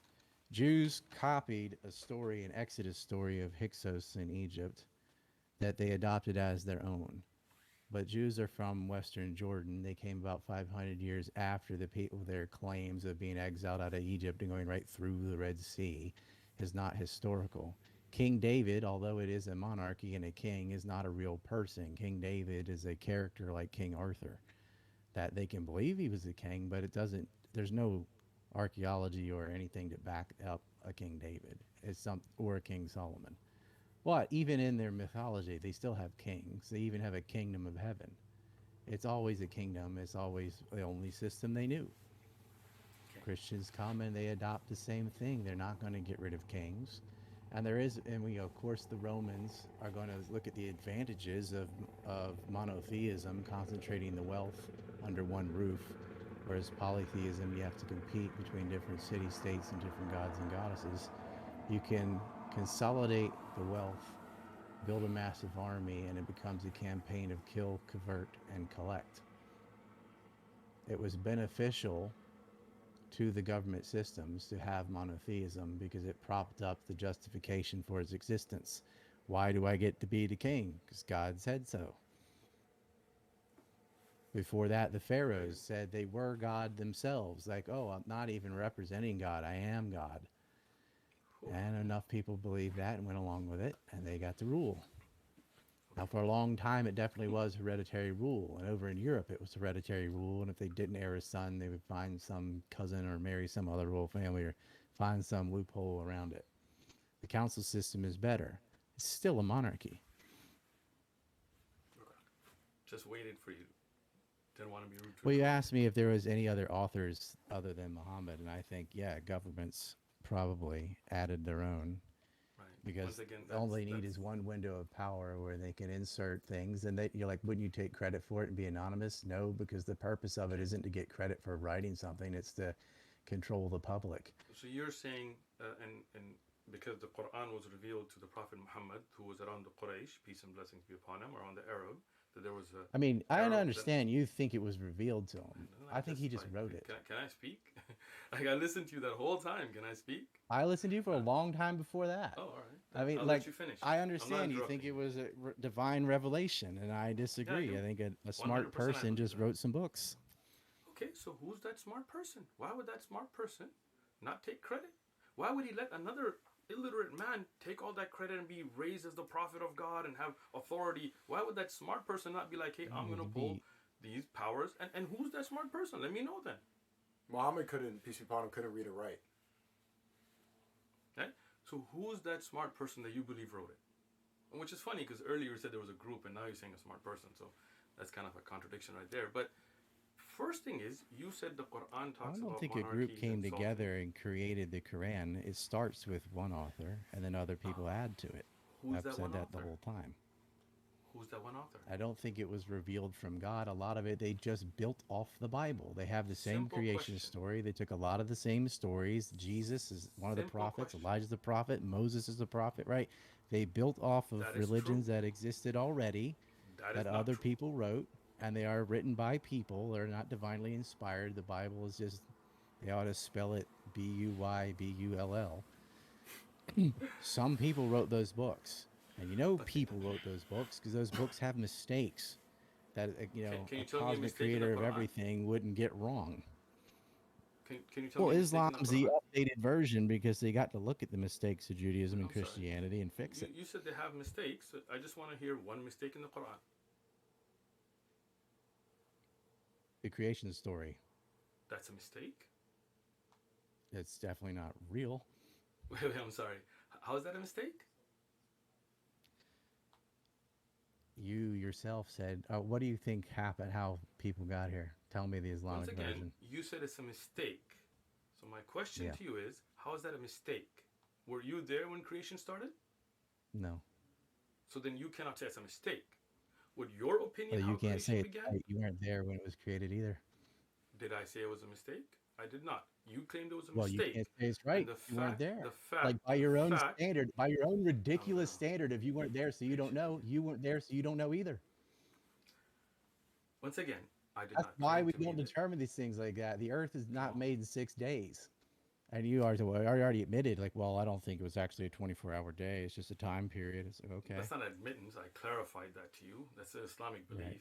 So do you Secondly, think two people you said populated there's the a Earth? mistake. You said there's a mistake in the Quran. I did not claim there was a mistake, right? You So don't when believe in you evolution. oh man, You Oof. have okay, is the moon inside I the am sky? It's not. There's no once again. firmament. The Earth's I'm not sorry. flat. We don't have talking The Earth's not donkeys. flat. We don't Did you have say? magical creatures of jinn and witches and angels I'm and sorry. stuff. The moon being inside the sky. What are you talking about? What is the cosmology in Islam about What the are you talking about? stars The and the moon heavens? being inside the sky. It just copies Genesis, and that's But what it says. I'm sorry. Where in the Quran does it say that? Is it not based on the Bible? It is not. Where in the Quran does it say the moon's in the sky? Well, it independently came up Man, with a you're story making with all Adam these and Eve Quran that's statements identical with to the no Jewish evidence story. at all. You're just making Is there stuff up not about the the same Quran. Adam and Eve story that they borrowed from Look, a different religion? no. First off. There's no Adam and Eve. There's no Adam and Eve in the. There's no Adam and Eve in the It was Quran. not borrowed from anybody. Now, you made a statement that the Quran says Yeah, the I'm moon's getting in to the that. sky. Is there an Adam and I'm Eve? Is there a asking. Genesis story Look, in before the we go, Quran there's no called Genesis not story. Genesis, obviously, but Yes, but the question is it not the same story? You know, I'm trying to be very respectful and letting you finish, and then you keep interrupting me, right? Is it the same story? Your statement first, and I'll answer that. Your statement first, that the Quran has a mistake, has not been proven. The fact that Quran talks about the creation of Adam, this is a fact that it's in the Quran. That's not a mistake, right? Whether you believe it or not, how you believe creation started is up to you. But you cannot call that a mistake, right? Secondly, your statement about the moon being in the sky, when you're talking about the Quran, I'm not talking about Genesis, Bible, Christian, can you show me where that is? You keep making claims about the Quran that are not in the Quran. And that's quite ignorant. Right? If I say something is the Bible, then I'm going to give you a reference where in the Bible. If I something is in the Talmud or the Tanakh or Gita or any scriptures, then but when you keep these claims about the Quran and you can't give me a reference I from can the Quran, reference the Bible because I was raised but you a didn't Christian. say I don't it's in the reference- Bible. You said it's in the Quran. No, We're not rewind. I talking about said the that it was authorship. based on Judaism and Christianity. We know I those would written by disagree people with you. because there's mistakes in those books. Again, Any those book mistakes based on a book in that's full of those mistakes that books- you can rewind it again. I said they had the benefit of being newer than those two religions, and they get to fix a lot of the things that were wrong, but not everything. No. But I don't know Okay. chapter and Can verse you- in the Quran the way I do the Bible. So what? So can you I know it's tell based me on it and a has the same mistake creation that is story. incorrect? Just because Allah revealed, in my belief, again, I'm going to tell you what I believe, to the different prophets, including Moses and Abraham and Jesus and Muhammad, peace be upon them, a message that tells about the fact, according to what we believe, of what had happened. And the Quran tells you those facts. The fact that the corruptions in the Bible that shows strange things like Lot having sex with his daughters and all that is not in the Quran shows you the Quran preserves the truth. And just because the same Allah that revealed to Moses, hold on, let me finish. The same Allah that revealed to Moses, the same Allah that revealed to Jesus, is the same Allah that revealed to Muhammad, peace and blessings be upon all of them. Just because of that doesn't mean the Quran copied the Bible. The fact the Prophet Muhammad, peace be upon him, couldn't have even read the Bible. He didn't know Greek. He didn't know Aramaic. He didn't know Hebrew. He couldn't even read or write Arabic. And the fact that you don't know this person in the back, this intelligent person who wrote, or this group, you're just making that up, right? Most So, people couldn't read or write at that point in time. which is also not You true. still have the I stories. don't know why you You have all don't have these. the story Umar of Lot radiallahu anhu could sleeping read with and his write. daughters, but you have a story of a yellow calf whose body parts bring back the dead to life. I mean, there's equally ridiculous stuff in one book as the Where's that other. in the Bible? The gold calf story, The bringing yellow people back calf. to life, is The not in the the Bible. golden. That's in the Again, you don't Quran. even know Lot the sleeping with his golden daughters calf is that in was the worshipped Bible. by the people of Israel and the yellow calf are not the same, right? You don't have that There's background to no understand. story in the Quran where they touched the dead body with a piece of the golden calf The- and resurrected them. It was not a golden calf. It was a yellow So calf. you're wrong. The golden calf was the people of Moses that worshipped Samori and them. The yellow calf, the cow, which is separate, when somebody had died and they wanted to know who had murdered them, that story is separate. Now the question Okay, here the gets yellow to be, calf equally as dumb. question gets to be, look, if you don't believe in something, that's up to you, right? But you can't call that a Okay, yeah, mistake. You have not shown me a I can single absolutely say it's a in mistake the to claim Quran. that there was a yellow cow who had magic body parts and brought people back to life so How they can could that? figure out who killed them. Why would you say that's a mistake? Just because you Because haven't it is seen it? impossible to have magic body parts from a yellow cow. Once bring again, people they're back not to life. magic body parts, right? That was Well, what do sacrifice. they just did. bring back the dead. I mean, what do you They call didn't bring that? them back to life. A miracle? It revealed who the murderer was. Once again, see, this is as ignorant That's as not what the somebody story who. says. Can I finish? Somebody in the past, for example, who couldn't understand forensic science, for example, saying, "Oh, a time when your fingertip can tell you what that is a mistake." Just because they didn't know about it and they haven't seen it isn't a mistake. That's not a mistake. You have not shown me a This single wasn't some futuristic mistake technology. in the Quran. How do you know? You don't know. That's not a mistake.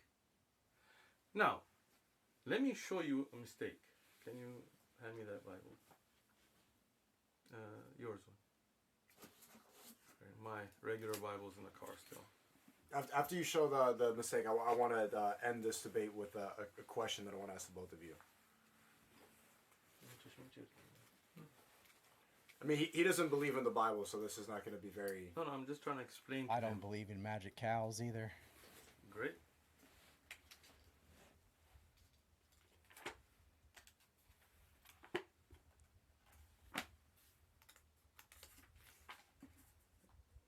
Contradiction they could share this. Hand me the Maryam's one.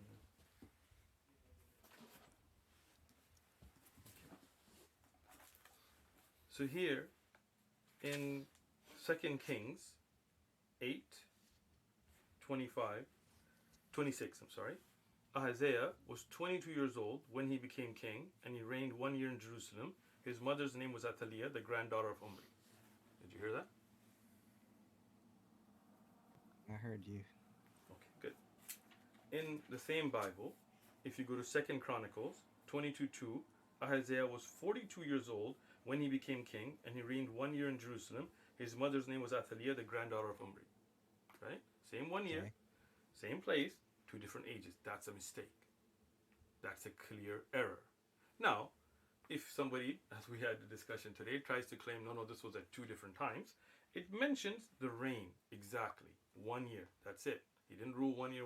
So this is a mistake. In fact, if you look at the reference here, it will tell you there are manuscript errors that produced this mistake.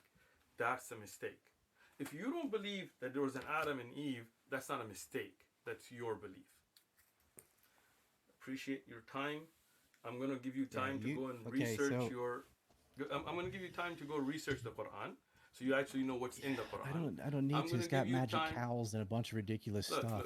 Just like the Bible's got a man living in a whale's belly for 3 days. Like this stuff didn't happen. You continue to make claims about the Quran that you could not substantiate with a verse and chapter. I don't know the Quran in and out. I know the Bible in and out. I can read the Quran. I've read it a long time ago. Saw a lot of ridiculous stuff. Before you talk about the Quran having monarchies and your Quran having this and that, let me give you some time. Quran has monarchies? He just said it does. Right? We established that. Okay, please. Monarchies existed before the Quran, before Islam was invented. So that is a system they inherited that they chose to keep. You didn't say there were monarchies, but you said the Quran has monarchies. Please show me I where in said the the Quran Quran are supports the monarchies. system of monarchy because it does, which is Where in the borne out Quran through does it support history. monarchies? Where in the Quran? You have no I answer. don't know the You just Quran in made and that up. out. I just know what they Okay. practiced. They I had want kings and to. Go ahead. sultans and I still want to do. finish with this question, and I thought about it during the morality discussion of good versus evil. I think we established that, Ryan, you think it's up to the individual to decide good and evil, and Sheikh Uthman, as Muslims, we believe that it's up to what Allah has revealed in the Quran. Yes. Do you I also think, said and it has to match with the truth. it So has to match the truth? what's Which right again, and wrong that is doesn't different than work good and because evil. within the issues But of that goodness should death penalty match or evolution, there's truth. no truth for you to match to. And I think people can always establish what's true or false based on whatever they believe, and there can be There's obvious disagreements about what's true and what's false between people. And Ryan, where the three of us agree is that there are a lot of problems in society, and this is the reason that you moved to East Asia, because of what people believe in, and who governs over us, and what the rules that decide everything. Do you think it's better for people to believe, if everybody believes your point of view about what's good and evil and your morality, or do you think it's better if the general person believed in Islam and believed in what Sheikh Uthman thinks, what we established in this debate? Is it better if everyone believes in your view or Sheikh Uthman's view? I think they would turn out almost identical because I don't think he and I disagree on anything about what is evil, what is good. We just disagree about why you say Well, it's good not or your evil. morality point of view, but your decision to view the world based on an individualistic way. Do you think it's better, like, if the entire population, everyone decides what's good or evil based on their own beliefs, is that going to develop a better society, or if people follow the Quran? See, I think deciding to follow the Quran is also still based on your belief to think that that is true. Well, You can never get out instead of from you can prescribing their never own. escape you can never escape the subjectivity if I decided this is good, this is bad. Because you decided Islam is true, or you decided Christianity is true, or you decided whatever. You're still making all those decisions. But before, you don't have a specific guidebook, or you don't have a specific set of rules for what you believe is good or bad. You come up with it based Yeah, on your own opinion. I And don't other think you people come could with different. possibly write out every wrong and right thing in a book. I mean, you can have a whole bunch of different books that guide you, and the Quran could be one of them, or the Bible could be one of them, or whatever. You know, Superman could be one of them. Whatever you draw inspiration of, you can find in text and things, or you could have no text at all. But I look around at the world, like I look at Japan or Korea, it's a perfectly functional society without monotheism. It is not a necessary ingredient to get people to behave. And it is not a deterrent either, because you can look at the Middle East or Israel and stuff where almost everybody believes in a God of one sort or another, and it doesn't stop any of the violence or anything at all. I think culture is more powerful than faith. I think media also predates culture, and what we really need to attack is the ownership of mass media. Because if the media wants to pervert Islam, Christianity, whatever you're following in one direction, it can and it will. And not everybody's going to have a library like the Sheikh. Like, a lot of people have a very minimalist understanding of whatever religion they follow, right? They don't know their text in and out, or they're not studying it. They just have, oh, I believe in heaven and hell and this, creation story. So it doesn't matter. It's not going to affect the outcome of the society, right? Like, where I live has lower crime, longer life expectancy. Like, any measuring stick, it is superior to any country in the Middle East But the reason you move or the far West. east, is because there's a lack of And a it's certain group of. 80% atheist, right? Well, I think Right, it's but better to not have your moral philosophy tied to dogma. Because, for the I'm example, sorry. circumcision, for example, you can get good Just. people to do a I don't bad like thing because they're statements that are dumb. not factual. You said where you live has lower crime than any country in the Middle East. That's a lie. You can look it up. Lowest crime rate in the Who world is is what? is Qatar. Those are stats. Qatar So is what you basically state, a your city. statement is incorrect. Qatar is not a city. Again, I'm sorry you don't know that. Qatar is a country. What's the population of Qatar? Once again, if you're looking at statistics, This is a Okay, percentage, crime, Qatar. not numbers. So you are wrong. The country you live in does not have the lowest crime rate and does not have the lowest crime rate than any country in the Middle East. In fact, in the world, the lowest crime rate by statistics, not by numbers, is a Muslim I think country it in the was Middle East. Iceland. Allahu Well, Akbar. I just, what did I Google? Well, right I now? found a mean- thing on Google. Whoopie doo dah. Like, Well, It's not about It's Google. It's not- about statistics and numbers and facts. You said that we need to go back to the truth. Well, here are facts, numbers, and the truth that shows your statement was incorrect. Allahu Akbar. but that, I mean, Qatar does not What have did I Google? 125 million people population. Once again, the number of population does not affect statistics. We're talking about percentage, not numbers. Then countries with smaller population than Qatar. These are statistics or are they numbers? the statistics. Is this? Can you read what I Googled? He googled lowest crime in the world and it's Qatar. Thank you. And it's not about me Googling, it's about stats and you making a statement that is factually incorrect. I'm going to use Can I speak Google to now? find whatever I want to. Did I Google something that would He put made this- Ryan. You did make that statement too that it has the lowest. I crime in the didn't world. Google something from my perspective. Right now, when you made that statement, I put in lowest crime rate in the world. You can put it in your Google, and this is what came up with statistics. It's not just somebody's random. Your statement was factually incorrect. Now, can I From- speak about mine? Wyoming News. So now, Saying safest countries in the world. Right underneath maybe that, after- Iceland, New it- Zealand, Ireland, Denmark, Austria, Wait, Portugal, Slovenia, Czech Republic, Singapore, and Japan. Well, that's once again, statistics too. once again, the top, with the lowest rate was a country. Again, I'm not going to keep going in this. We've already Okay, just right. established then you were what- factually This incorrect. is a thing that No. you know about Can I Google. You fin- find, can I well, what speak about now? Qatar? Okay, look, they're surrounded by other Islamic countries that don't have the same rate as that. I did not Right, Google the top what about 10 Qatar. safest countries to right? live in. Again. Now, you made a Put statement. it in there. The that top was 10 safest factually countries to live incorrect. in. None of them are in the Middle East. But the reason that you live far east is because it's separate from a certain group of people that prescribe the rules that govern Western civilization. You didn't really answer that. Yeah, I would imagine that in Qatar, they probably don't own the media over there. But you didn't really answer the initial question. Do you think it's better if the 8 billion people that populate the world follow your point of view, that everybody can determine morality for themselves, or do you think it's better that they have a specific rule book and if they follow the Quran? Which do you think is better for all people? Your point of view or the Quran? My point of view is the only way that people do, because if you decide to follow the Quran, you are still deciding that you think that is true. So do you think it's As far better as to how have the outcome would be, I disagree that religion is why a society is violent or not or whatever. I think it's not religion, because you can find countries like Qatar, you can find countries like Japan, right? It's not whether it's religion or not. It's about whether or not owns your media. Okay. Are you done? Are you done? I think I answered his question, yeah. Thank you. So when I do speak, I would appreciate if you didn't interrupt me. Just if you could just read. As of July. the 5 safest countries according to As of July this year. as of July according to Numbeo are Qatar, Taiwan, the UAE, Georgia, and Oman. 3 of the I'm not sure if my geography is correct. Are 3 of those in the Middle East? yeah, 3 of those are the Middle the top East. 5. And Georgia's I pretty found close. now click on the alright. link that I sent you Thank and you. read that. You can find these things on I Google. appreciate it.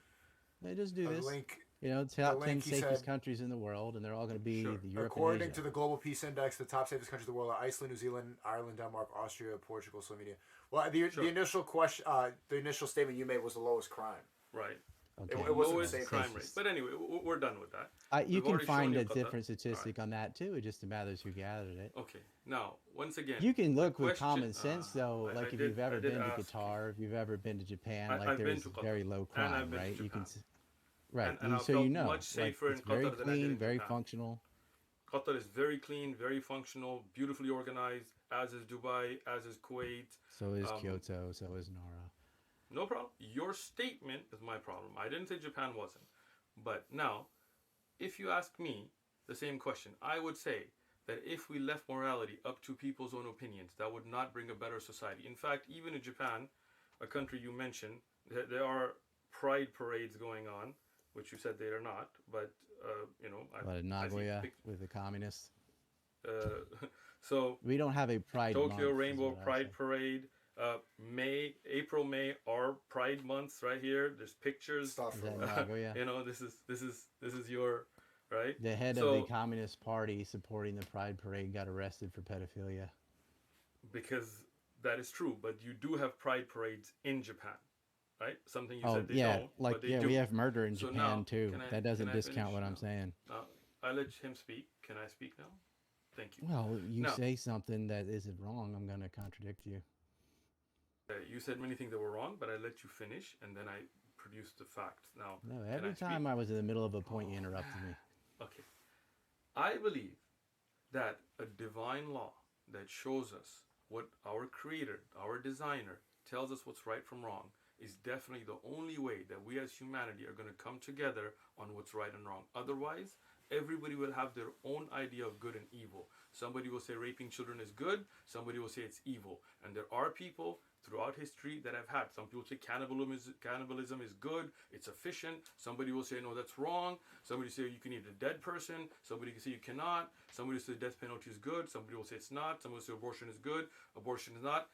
In the end, that way you have no good and evil. It's just everybody's own perception. And if you talk about society, then I would say most societies today are going towards LGBTQ, XYZ, and all these kinds of things, except for Muslims, alhamdulillah. And that is something that is wrong. And just because society decides it's right doesn't mean it's right. But we believe in the Quran. And when the Quran tells us it's wrong, then that is wrong. There are Muslims who do things that are wrong. I do not deny that. There are Muslim countries that do wrong. I do not deny that. But I defend the religion of Islam, the divine laws of right and wrong. And that's the only you would safeguard society from coming together on things that are evil in a divine way and considering them good. Today, a drag queen sitting with little kids talking about anal sex to little kindergartners, which is going on. This is something that is wrong. And even if society decides that it's okay, it's wrong because Allah made it haram. Thank you. Appreciate your What time. is TQ? LGB is lesbian, bi, and gay. What are the other ones? Trans and queer. Trans and queer, which I don't know what a queer is. Can you tell me? They don't Can even- chat Isn't tell queer me? the same as LGB? I would agree with you there. Can somebody in the chat tell And us what a queer is? if I mean, B that was a is for slur when I was bi- in high school. If somebody was Hold gay, on. you'd be like, hey, you're queer. Go ahead. This goes with my has to be tied to truth stuff. If B is bi, isn't it binary? Yeah. Right? So you can't have a bisexual. What do you mean? There's two sexes? Well, yeah, there are. But He is binary. then You're you right. add in other letters contradicting the B with the T and the. They say there's a what was it, the spectrum now. Q? So how is it- how Bisexual is does it confirm two genders, actually. It's funny. That's a good point. It's self-contradicting even in their own acronym.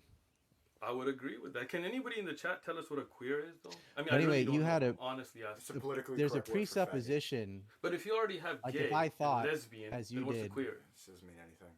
that there was a divine thing, then I would follow that too. But I disagree that great. it's divine. Well, I'll tell you what. Why don't you actually read the Quran and watch the videos that I can send you? Then we can have a discussion on whether it's divine or not. How's that? I And mean, anybody who's the watching- yellow calf story anybody pretty who's much did me watching- in on the Quran. Anybody who's watching, read the Quran for yourself, and then you can decide whether it's divine or not. Just because you cannot comprehend something, don't consider it to be a mistake.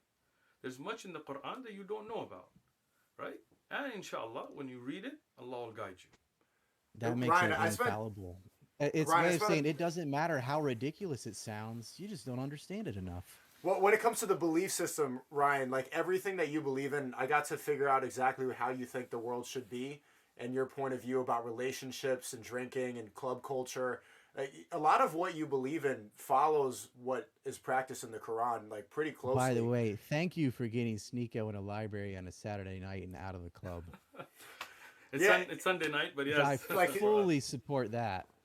All right, there you go. Like the We way agree. the way you look at disgust about people who are being degenerate or people having sex out of wedlock, or the way you view cheating or the red pill philosophy, degeneracy, all of that is almost to a T, like what is written in the Quran. And Right. the reason I resonated with you is that you rejected a lot of what's being promoted in the West, and you found a safe haven in the East. But when it comes to the belief system, it's almost identical. Your belief system is almost identical to the Quran, and I see that in this debate.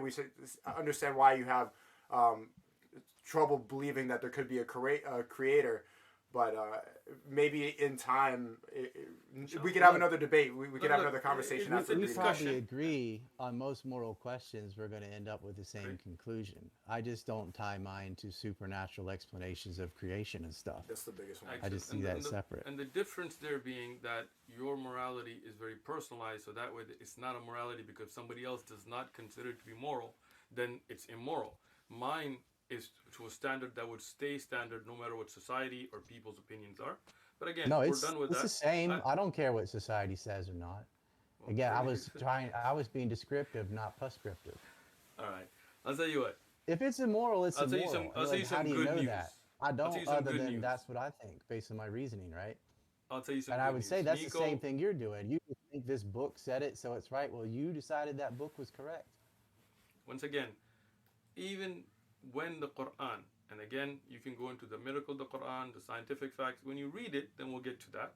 Now, the Quran, when it says something is right, even if my personal opinion is different, I'll take the divine law. Even if society is different, I'll Okay. take the divine law. There is the difference.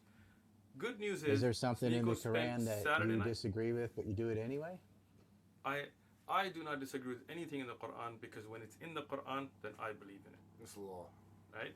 Now, the good But news if that I you was going to did, give you'd you, still follow the Quran, right? I would follow the Quran because I don't believe morality is subjective. I believe that this is divine. So even if people's ideas get corrupted and they start, saying there's a spectrum of genders, when Allah tells in the Quran, "Dhakar wal untha," we believe in it. And that's the way to protect society from such thing is to have a divine standard. Or just base Now, it on truth. Like scientifically, there are two genders. once again, when you talk about truth there, right? People will try to make their own truths, unfortunately, and they will give their own ideas. And in many things like abortion or death penalty, you cannot say this is a truth. There is a judgment call, right? The good news I want to give you is Sneako didn't just spend Sunday night, which is right now, but he also spent Saturday night in a library. And alhamdulillah, he's been praying, he's been keeping it all halal, and he is benefiting other people. We had 3 people that accepted Islam today, alhamdulillah, and he's setting a great role model. And inshallah, we hope that through the guidance that he found in Islam, Allah will make him a better person, away from the intoxicants and the filth and the fornication and all that goes on in the Western societies, and he will live a good, pure, halal life and be a good example for all those people that watch him. Alhamdulillah. So I had two questions. Like you understand, like we don't disagree with science either. Science is a good tool for figuring out matters of truth, like what the physical reality is. But science is often paraded around to justify a bunch of ridiculous stuff because it is influenced by economy and by politics. Right? Dr. Fauci called himself the science. There's so many examples. Well, He isn't exactly. science, even though he says that. But there are a lot of things that are justified by that, how it gets polluted. I would argue that religion also gets polluted by economics and politics. And so one person says this is divine, whether it could be ISIS or whatever, they could say, hey, I think I can do this. And that's their interpretation of the Quran. It's still subjective, even if you have a religion. You're going to have different sects and beliefs within it based on that person's subjectivity. Also, which religion they choose to have or not is also subjective. You never get objectivity. Now, you could be really arrogant and go, well, no, I did. My version of this religion is the one, and my interpretation of it, and everyone else is wrong. You can think that, I guess. But I will let you it's finish always a like I'm battle of respectfully ideas. listening. Are you We done? can't get around subjectivity. Have you finished your thought? I want to add one more thing because you misrepresented me 4 times. You said if uh, if it's up to the person, then there is no good and evil. And I said, no, there's an evil and there's a good, and you should try to figure out what's good by tying it to the truth. And I think one of the best tools to figure out what the truth is, at least for physical things, is through science. Okay. Are you done with that thought now? Yeah. Okay. So now, I would appreciate if you didn't interrupt me like I didn't interrupt you. Now, you started this by saying that even science is going to be corrupted by people's opinions and thoughts. Fauci felt the truth was what he was presenting, and he used science for that, and you would disagree with what he was presenting, so your beginning of your statement contradicts the end of your statement. Once again, when you say tied with truth, you cannot determine whether abortion is good or bad by tying it with truth. You cannot determine whether the death penalty is evil or good by tying it with truth. You cannot determine whether euthanasia of old people is evil or good by tying it with truth. You cannot determine whether cannibalism is evil or good by tying it with truth. This is where the beginning of your statement contradicts the end of your statement. Secondly, when you talk about the perversion of science, I would agree with you. People do have biases, but again, there is a system to look at data and so on. But religion, on the other hand, definitely has been misused. But if you want to know the truth about a religious scripture, you definitely can. If you watched the library tour that we had with our brother Sneako, then you saw that I explained how the Quran and how the interpretation from evidences, looking at the chain of narrators, the science of ilm al-rijal, checking for the authenticity, memory, moral character, and so on, going back to the earlier biographies.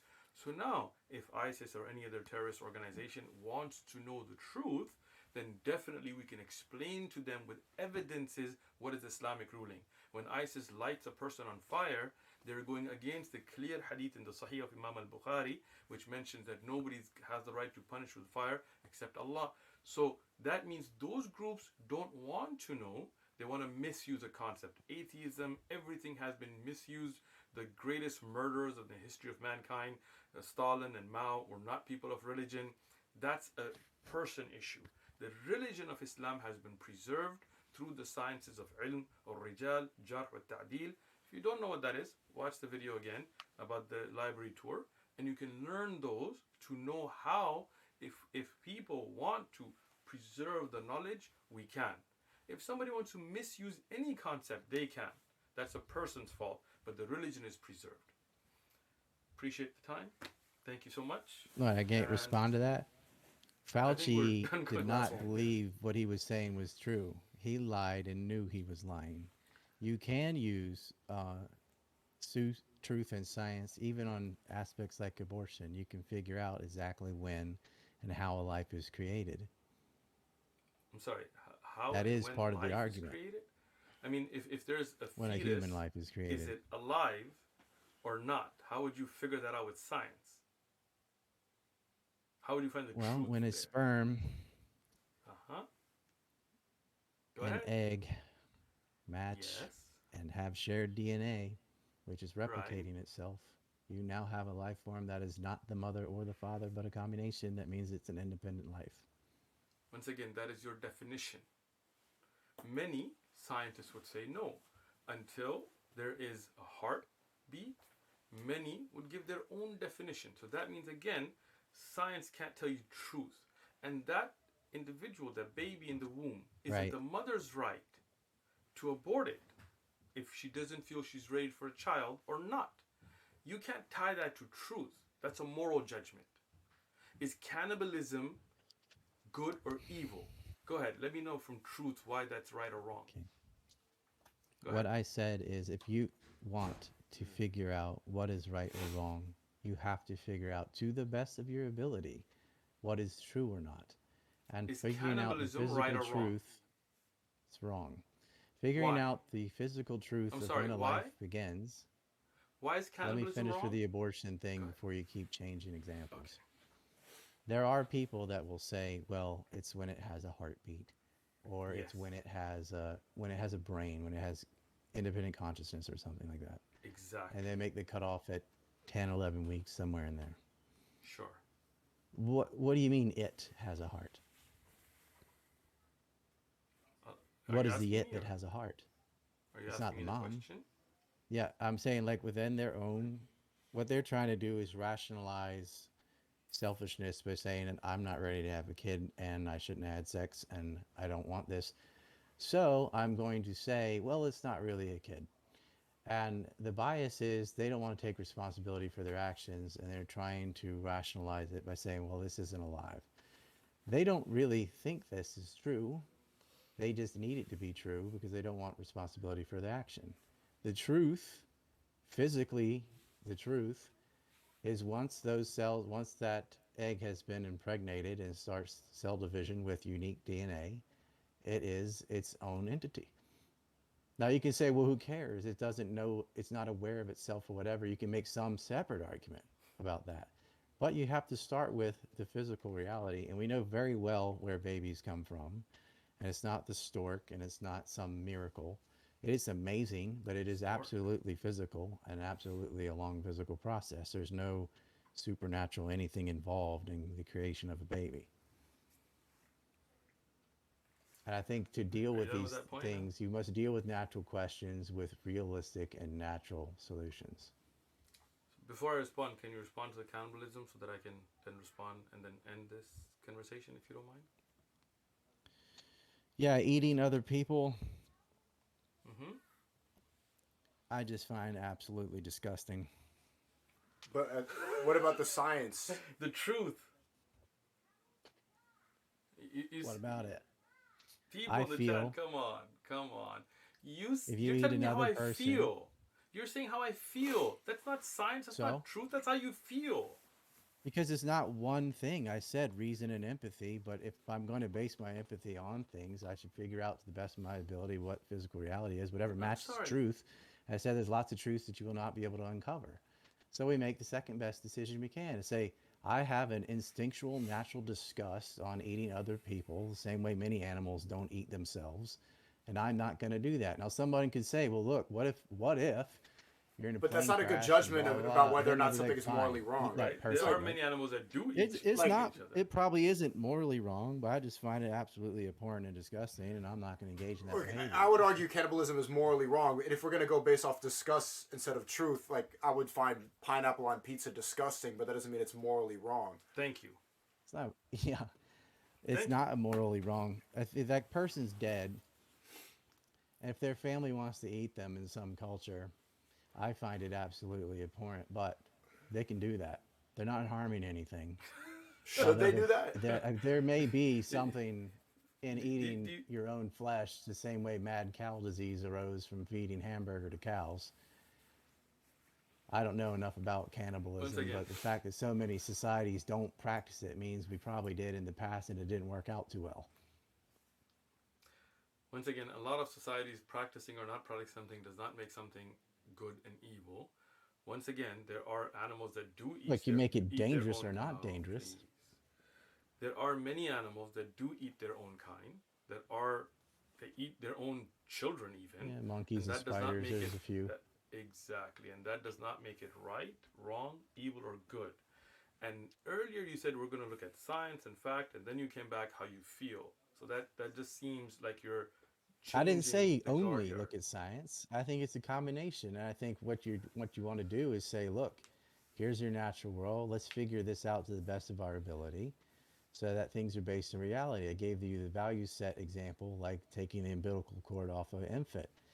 If we both have the same goal of prolonging that infant's life, and one society says leave it on there, and one says we're going to rip it off, the result is, and according to their own determination of life better than them dying early, pulling it off is wrong. And you can physically explain why that doesn't work and how that poisons the child or has a high chance to.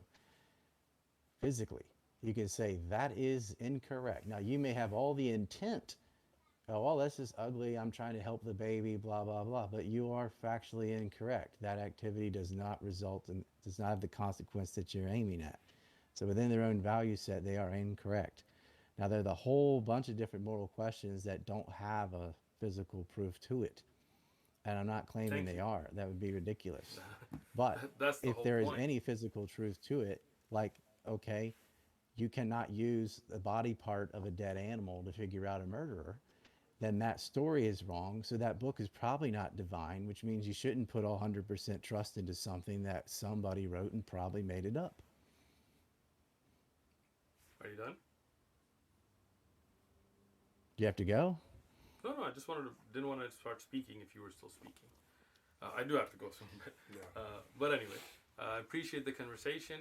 Once again, when you look at something that just because you cannot figure out how something happened doesn't make it wrong, and just because there are things, and I've given you examples of things that had a structure, for example, forensics and so on, that at time people would not have been able to understand, and they would have said this is wrong, but in reality turned out to be the truth. So that's just a very closed-minded and a short-sighted view. Once No, again, you can things have that that case, can I what you see just this? This is said. what I was saying. Like when you were speaking, I let you speak, and now you just cut me off. I even asked you, I "Are would you rather you finished?" cut me off when I make a point, just do it because All you right, say like thank you. 50 things that are like, that's I'm not true, really that's not true, not that's saying not true. 50 And I forget things. what you're saying by the end of Now, it. once again, regarding cannibalism, earlier you were talking about science and truth, and then you went to your feelings, and then you said if things can be found by the truth, then you said not all things. What do you think your Again, feelings aren't I don't physical really want to too? Well, hash through this again.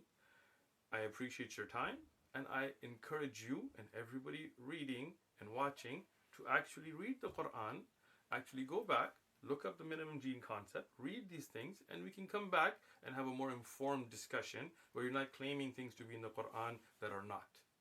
Thank you. Yes, I'm going to read the Quran, and I Excellent. am I going to talk appreciate to you that. again after I read it.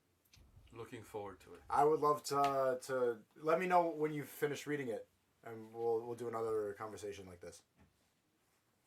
Okay. All Thanks, right. Ryan, for coming Thank on. you. You could follow Rye Liberty on Twitter and go to ancreport.com. That's where all of Ryan's information is. And I think we could also have a geopolitical conversation next time we speak too, because I there's a like lot we his could talk about. flags. Yeah, Well, that's more of what I do. yeah. Excellent. Yeah. Well, There's a lot of things that I would say, like not just cannibalism. Like I don't eat dog. There are good. people in some countries that do. They don't have a problem eating dog, but I Yeah. just have a natural empathy for dogs, totally based on feelings, whatever. That's part of my culture, and I'm not going to do it. But I cannot Excellent. say like, well, but I eat birds and other things. I like, why is that okay and this one isn't? No reason. Just that's my culture and that's my natural disgust. I'm not eating a dog. Someone else will. I cannot say they're morally wrong. Like I eat pig. I'm sure you don't like that, but I don't see a problem with eating bacon. Don't have a problem with it. But Delicious. Ew. interestingly, there are scientific studies that show the harm of pork outweighing all other meats.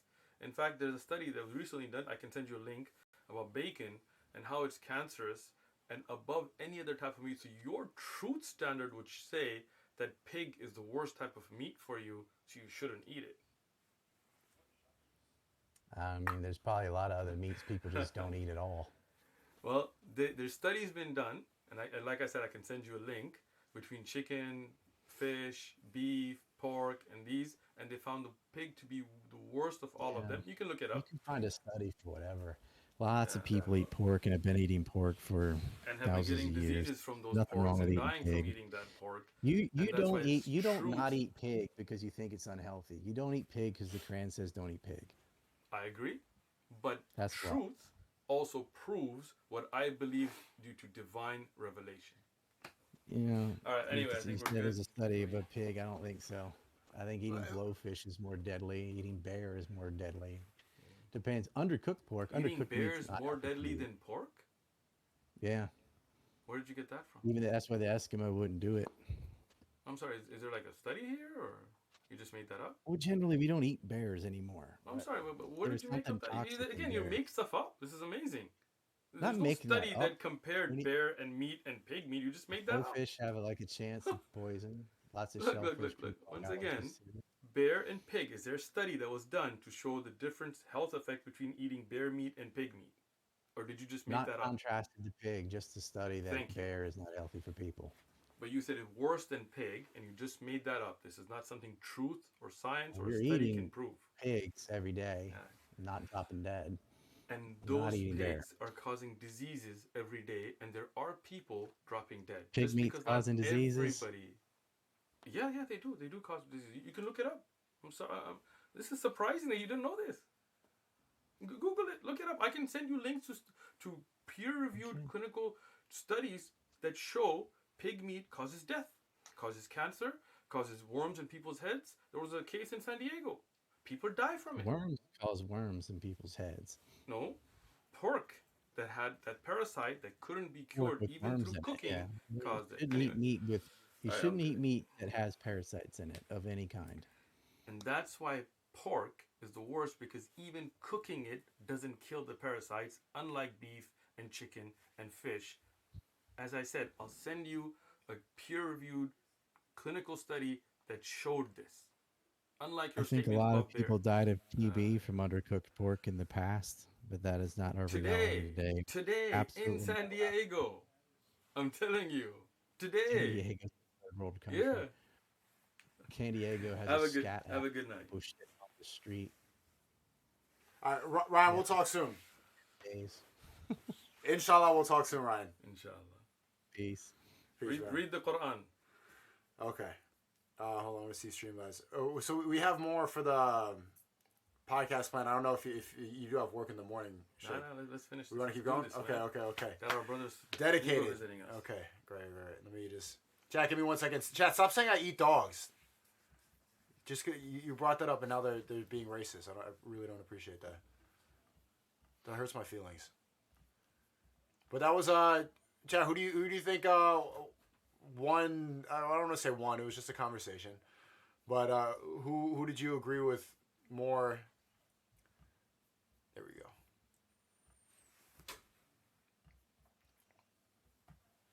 In that debate / conversation. I was surprised. I'm surprised that he was because when we were in Japan, he was saying that he had I don't know. I don't want to misquote him, but he seemed more. Sneako eats dog. W Shaykh. Sneako eats dogs. Interesting. Yeah. That was good with the guitar statement because there were a couple statements, and I strictly as a moderator during this conversation, some people were criticizing saying I should have stepped in more, but I think it was pretty healthy debate for the most part. I didn't really need to step in, but there were some moments where like I don't want to agree with you because then it's gonna seem like I'm picking sides. But admittedly, I do have to say that the statements he made saying that Japan has the lowest crime rates and then just bring Qatar lowest crime rate was a good because when he did bring up statistics, it was based off of the statements that Ryan was making as if they were factually correct. So I don't want to pick sides, but just going off the truth, which is a big part of Ryan's debate. If we're going to go based off truth, I think you did a good job in factually correcting him. Well, I would like to say, and I appreciate his time, and I appreciate the conversation, is we do need to give evidences for our opinions. If somebody says the Quran says something, there should be a chapter verse that says it. And if you don't have that and you make those claims, those are empty claims. Again, going back to the Bible and things, you didn't say the Bible has the kingdom. You said the Quran. Repeatedly, there were claims made about the Quran that are not. But I hope that after he reads the Quran, that he'll come back to a more educated discussion. Send me the questions.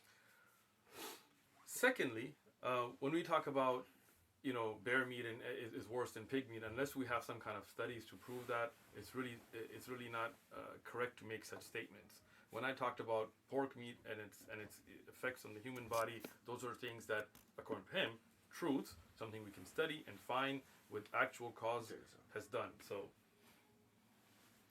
So, I wanted to do a part 2 of the podcast that we did last night. We've been doing nonstop content. Yeah, I gotta say, he's got a hard job.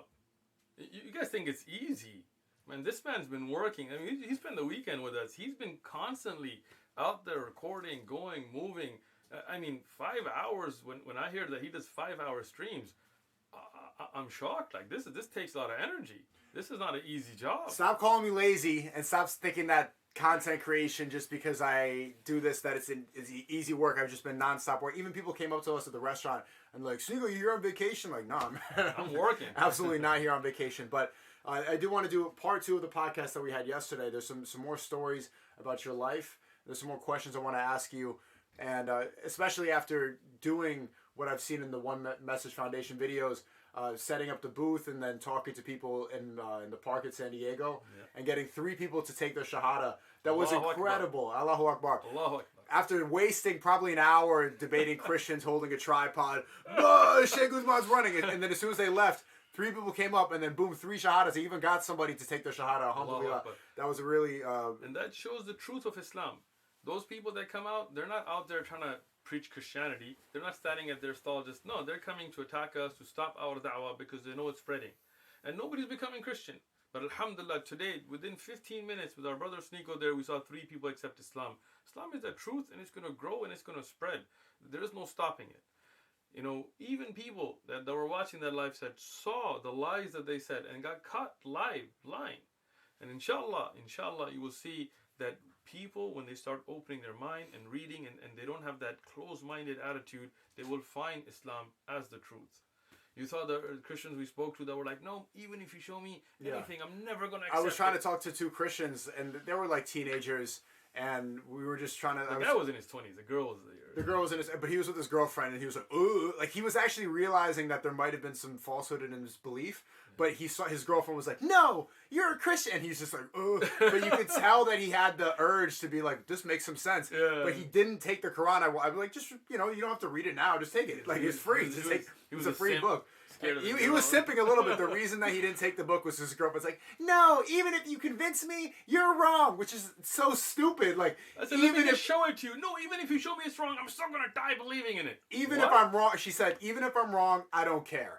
Wow. And at that point, that's closed-minded. In faith and everything you should believe, it should be based in truth. And this is why I found Islam, is that not only is it faith and believing that there's a creator, because it's not something you can conceptualize or ever fully understand, it still makes sense. Like it's not just like I have to just believe in. The atheist belief is like, oh, there's magic, stuff like that. Well, the Quran has stayed consistent for 1,400 years, and even a lot of the rules that we established just now with the debate, things like pork, fasting, and there's a lot of scientific basis in the Quran, and it's like, how would Muhammad, peace be upon him, even know about these like the development of the fetus in the womb of the mother? Many things about that we find, and there's books by Dr. Zakir Naik, there's books by Dr. Mirz Bukai and others that have listed these, their clinical trials, that science has proven things that are in the Quran that could not have been known by a man who couldn't read or write. That's why this is a truth.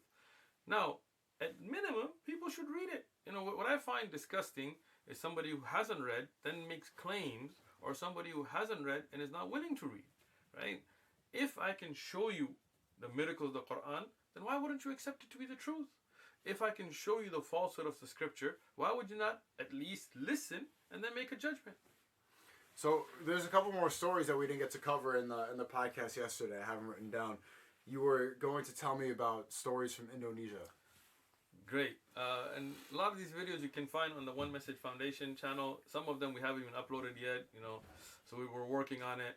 But, I went to Indonesia, and once again, and I will make this very clear, I do not get paid a single penny from YMF or my masjid. He doesn't. I don't have a Patreon account. I don't take donations. I think he should. I think he should monetize his channel, but I understand why he doesn't, because there's all these haram ads on YouTube, and he wants it to be as halal as possible and just spread the message of Allah. But they were insinuating in the Christians who came to debate today, like, you take money because I take money. Like, no, he really doesn't. And I said, for you, if you met the president of OMF, we can show you the taxes. I've never been paid by him. Even when I went to Indonesia, I took off from work and everything on my own time. Now, very interestingly, when I was in Indonesia, alhamdulillah, 2 very good revert brothers who were Chinese Christian Indonesians that became Muslim. They're the one that coordinated. We went out to an area where these Christian preachers, and again, people talk about, Christians can't practice religion in Muslim countries. The largest Muslim country in the world, Indonesia. Go out there. If you haven't been there, go. See churches everywhere. You see missionaries. I was on the plane with a guy who had a PhD in the Bible. Of course, he didn't want to talk about the Bible for some odd reason. But he was going out there to evangelize. He was going to go be teaching the Bible officially in Indonesia. And these missionaries went out to an area, it was a village, and we have a video of this up. And they brought alcohol to them, and they brought cigarettes to them, and they bribed, and they did this little trick, right? And we have the chief of the village, we have the video with there on the One Message Foundation channel, right? They told him, we want to teach your children English. And he was like, okay. So we're going to build a little English school. What they did, they built a church, right? And then they started to indoctrinate those children. And they brought evils of society, alcohol and cigarettes, and gave them out. And the entire village, in the whole area, they left Islam, right? We went out there, only a week something that we were out there. We started speaking to them. We didn't give them any money. We didn't go out there and give them any alcohol. Alhamdulillah, we gave da'wah. 200 people became Muslim. The chief of the village, and then he just walked around, people going from people to people, areas to areas, taking shahada. Alhamdulillah. That church that they had built and they had left with the chief, alhamdulillah, we bought it, we made it a masjid. We called it Masjid Isa al-Masih. We made the mosque of Jesus. Peace and blessings be upon him, That's alhamdulillah, in Indonesia, we went out to another area which was far. I mean, we drove 20 hours, sometimes 14 hours straight, And this area, there's only a certain amount of place you can go driving, the rest, and it's a 4-day walk. And in that area, people still live in a way you couldn't imagine people living today. Now, some of those people that became Muslim, I even have interviews. We haven't posted them, but inshallah we will. So, these people live naked.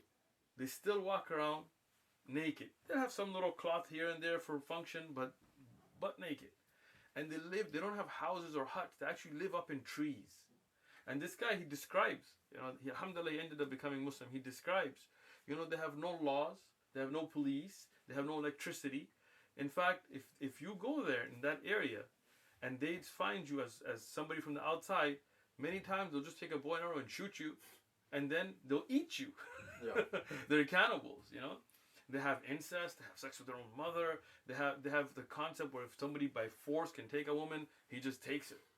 And this is in a Muslim country. In a majority, the largest Muslim country in the world, right?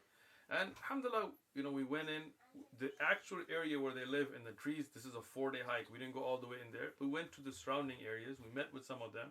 They don't even speak the Bahasa Indonesian language. We had interpreters who did speak their language, who then translated, and through them, alhamdulillah, some of them became Muslim.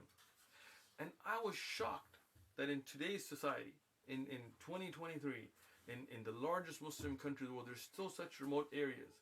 And that shows you the importance of da'wah. These people that became Muslim, they would say, we had no idea what the purpose of life is. We had no idea of how ignorant our lifestyle was until people came and talked to us about Islam. And there are some of these people that ended up becoming Christian. But what did the missionaries do? In the interview, he talks about it. He said all they did is tell them wear a cross. Take videos, raise money, millions of dollars. It was just for a photo op. It was all photo op for that money. Just like the Patreon account that those guys were make their money off of, just for money. They didn't change their lifestyle. They didn't improve them. They didn't stop them from the wrong. But alhamdulillah, those that became Muslim, they stopped drinking, they stopped smoking, they stopped incest, they stopped cannibalism. You will see the brother, mashallah, he was wearing a thobe. He started memorizing the Quran. We took him out of that area. We put him in a place where now he's learning the whole Quran by heart. These are things that affect the whole world, to change people, to improve them. Today you saw the people that became Muslim today with you.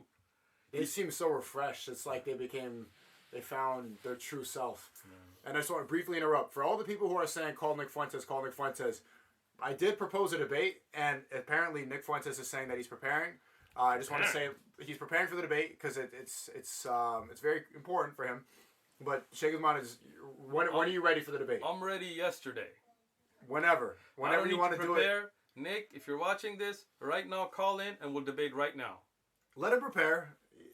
Right now, I'm ready. I'm not preparing. You want to prepare. So stop, everyone in the chat spamming that. I'm just saying the only reason he's not in this call right now is because he's preparing, which is good. It's an important. Did you get that? We did tell him, come and debate, and he turned it down because he wants to prepare. Well, he did turn it down. He's just preparing. Oh, he turned it down right now, right? He didn't come on today. Maybe he's busy. He said he wants to prepare, or he said he's busy? He said he wants to prepare. So, he turned down being on the debate today to prepare. Maybe he was busy too. I'm not going to make assumptions, but okay. There's a story you have from Jordan. Yes, I gotta tell you this crazy story, man. Okay. So when I was when I came to Islam, it's kind of a long story, but I wanted to study, and I wanted to learn Islam. I wanted to learn Arabic. I wanted to read the Quran in its original language. So I went to the UAE. I went to Ras Al Khaimah. I went to Al Ain. I studied with different scholars, and I really wanted to practice the Arabic language. So I wanted to go to a place where they don't speak, like I speak Urdu, I speak Pashto, I speak English, I speak many other languages. So in the UAE, I could speak to people in other languages, but I wanted to speak only Arabic so I can really get like a grasp of the language. So I said, I'm going to go to Jordan. I had a friend in Jordan. I said, I'm going to go to Jordan. It's a country where there's not a lot of Pakistanis, not a lot of English speakers, so I can go to some of the outskirt areas and I'll have to speak Arabic all day, and I'll get mumarasa, practice in it. So I went. And there's an area called Jabal Luwayb. This is an area in Amman, in the capital of Jordan. And this is a predominantly Christian area. There's a Catholic church, there's a Protestant church, there's a monastery, there are more churches than there are mosques in that area. One of my good friends, he had a store there. So I was like, all right, I was there. One day I went for an early, which is called the Fajr prayer, early morning prayer. And, I'm there, and we're praying, and we see a Catholic priest, like with a robe and everything, and a wood cross, come and stand and pray with us. It's kind of weird, right? He prayed, and right after the prayer, he just left. Well, yeah, it's kind of weird. So, I asked the brother, anybody know that guy? No, don't know. All right, cool. Next day, Dhuhr, Asr, Maghrib, Isha, we didn't see him. Next day at Fajr, early morning prayer again. This is like, 5 a.m. to earlier over there, right? He's there again. He prays with us, holds hands, everything, leaves. That's kind of weird, right? Looking at him, white guy, white looking skin, at least, Anyway, after a few days, there was a brother who passed away now, Abu Bashir, very good brother. He knew a little English, and he told me, hey, you're from America, you speak English, this guy looks like he doesn't know Arabic. Let's go talk to him. I'm like, all right, cool. We went, and this is 2007, it's been a while. We went and we started talking to him. Hey, how you doing? I mean, we're welcome, but, just, you from here, And he's like, no, I'm from the U.S. Oh, I forgot, Chicago or Boston, somewhere on the East Coast. And I'm like, he got like a robe on, I got a wooden cross, like, you're praying with this fighter, And he's like, no, I was sent here to learn Islam so we can preach to Muslims the gospel of Jesus, the message of Jesus, right? And he spoke fluent English, from the U.S., white guy. And he's like, when I came here, it's the first time I heard the adhan, the call for prayer, is the first time I heard it. And he said, when I first heard it, it put me like in a fearful mode. Like, I was like, what is this? And because in that area, there is a mosque that gives the adhan out loud, he said, every time I heard it, like it kind of made my hair raise. And he goes, and then it started attracting me, like I wanted to go to it. He goes, but I couldn't just walk into a mosque, especially because he was there with the church, and the Jordanian Christians are strict. If you leave Christianity there, they'll kill you. And there are many incidents you can Google of girls that became Muslim and their Christian families killed them. Yeah. Honor killings from Christians there. You told me about another story of a brother having a situation like that happening. It happens, yeah. It's funny that you said that before you finished the story, that he felt an urge to go to the call of prayer. Have you ever seen the video? We watched it on stream of cows, and there's a French. Yeah. These French guys are driving past a farm. First, they're playing rap music, and the cows are just eating the grass.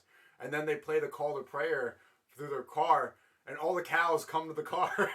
they're attracted to the call to prayer. It's incredible to see. That is beautiful. That is beautiful. And these are proofs, right? Like when we're talking about the truth, these show you the truth. And there's a scholar, and he had gone out to New Zealand, I believe, and he would tell them, let me just read something to you and tell me how you feel. And in Arabic, with the tone of the Quran, he would just say nothing, like about the apple or something. And then he would recite the Quran, same tone, same language. And people on video, there was they would say how they felt about the Quran, not knowing that this is the Quran. The Quran, the culture, scientifically, we can show that has an effect on people, right? So this guy, when he heard the adhan, he said, I wanted to go to it. He said, but I realized that if I went and they found out, at minimum, they would kick me out. So he said, you know what? In the early morning prayer, it's early enough and it's dark outside that I can sneak out and go and pray with you guys. And I sat and talked to him, and this is not like one of those fictional stories. It's not like, oh, he took his shahada. No. The reality is, he didn't accept Islam there. But I talked to him. I told him, how do you feel when you pray? He said, the first time I prayed with you guys in a mosque, and put my head to the ground, I felt what Jesus must have felt. You know? And that was deep. And that's how Jesus prayed. Exactly. In the Bible, that's how Jesus prayed, yeah. Jesus, he went a little further, and putting his forehead on the ground, he prayed to the Creator, to the Father above. And this is the biblical sense, right? And he said, this is the first time that I felt how Jesus must have prayed.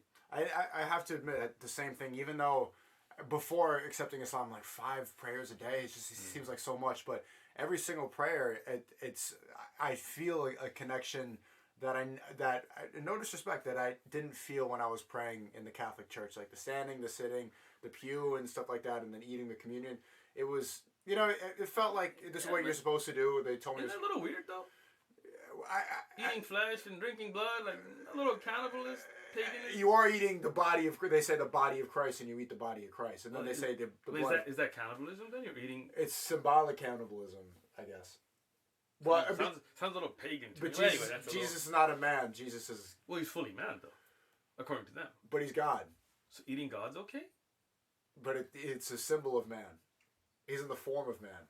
I never got it, but I have to admit, like without any bias. Well, I mean, obviously with some bias, but well, there wouldn't be because that time you weren't Muslim, right? When I pray in Islam, when I pray in the masjid, it's a feeling that I never had in Christianity. Nobody forced you to be Muslim, right? No.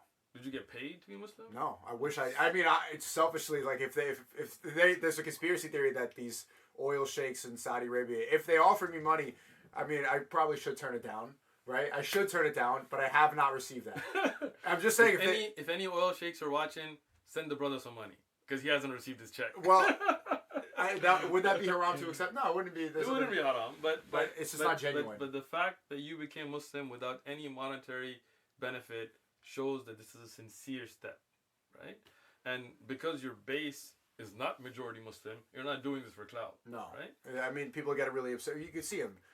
We have another one I really wanted to hear is your weirdest jinn story. And jinn, for other people watching, jinn is basically demonic, devilish. What is the weirdest jinn story that you have for it? And I'm sure in your time you must have plenty. I have some, but probably nothing like yours. Do it or don't do it. Oh, I want to hear it. Come here. This is my son, Musa. What's good with y'all boys? I'm gonna ask him, should I do it or not? Just do it for the content. So enthusiastic. Nah, dude. It's cause almost 1 a.m. But Chad, let's get some ones if you want to hear the weirdest jinn story. But if we see a lot of ones, I'll do it. Okay. How's that? And then, so if we see ones for the jinn story, we also have your daily routine for when you began to study in the UAE. We'll start with that one first. It's a little more halal before we get to jinn. It's all halal. Okay. We don't step into no haram here. Okay. The jinn story is going to be in the halal and this, but I want to see ones first. I see a one there. I see another one. There we go. Oh, ones are pouring in now, okay. man. All right. So, daily routine first or the jinn story first? Jinn story. The jinn story is more interesting for me. All right. So, again, I don't usually talk about these because it attracts them. One of the things that attracts jinn is when you talk about them, right? And I don't talk about, like, stories on YouTube or somebody else told me. Like, I'm only going to talk about what I witnessed with my own eyes. And obviously, I don't want to expose the family or the people that went through this, so I'm not going to give any indication that would expose who they are. But in San Diego, I'm not talking about like some in Sudan or Oman or Pakistan. In San Diego right here, we had a family, and Musa knows who they are. They own the store. He's been to that store. He knows the family, so it's not like they were just some obscure people. Somebody who used to pray with us and so on. And he called us up and he said, I have a situation with my wife, and I need you to recite some Quran on her, right? And I don't usually get involved in these things. Like, first thing you see in my schedule, I'm busy in a day and night. We got things going on at work, kids, homeschooling, family, work, actual work, and then da'wah for the sake of Allah, and teaching and researching and reading. So I'm like, look, bro, you want to read some Quran, just you go read some Quran on her. I'm good. I don't do this kind of thing. He's a really good brother. We knew he was. And he was like, look, I wouldn't ask you unless this was the. So I was like, what's going on? He was like, there's some situation. So I'll tell you what, if there's something, go see a mental health professional. Probably some kind of chemical imbalance, this and this. He was like, look, I've been to the hospital, I've been to doctors, I've been to psychiatrists, I've been through everything. I've had to hospitalize her many a times. They've done tests, and there's nothing wrong with her. And this is stuff that it's not normal, right? I was like, all right, tell me, like, just come over and then I'll tell you. I was like, all right. So one of our imams in the masjid, Shaykh Abdul Qadir, you met with him, right? So I called him up. He's a hafiz. He's memorized the whole Quran. I said, hey, look, this brother, he's a good brother. He's got the situation.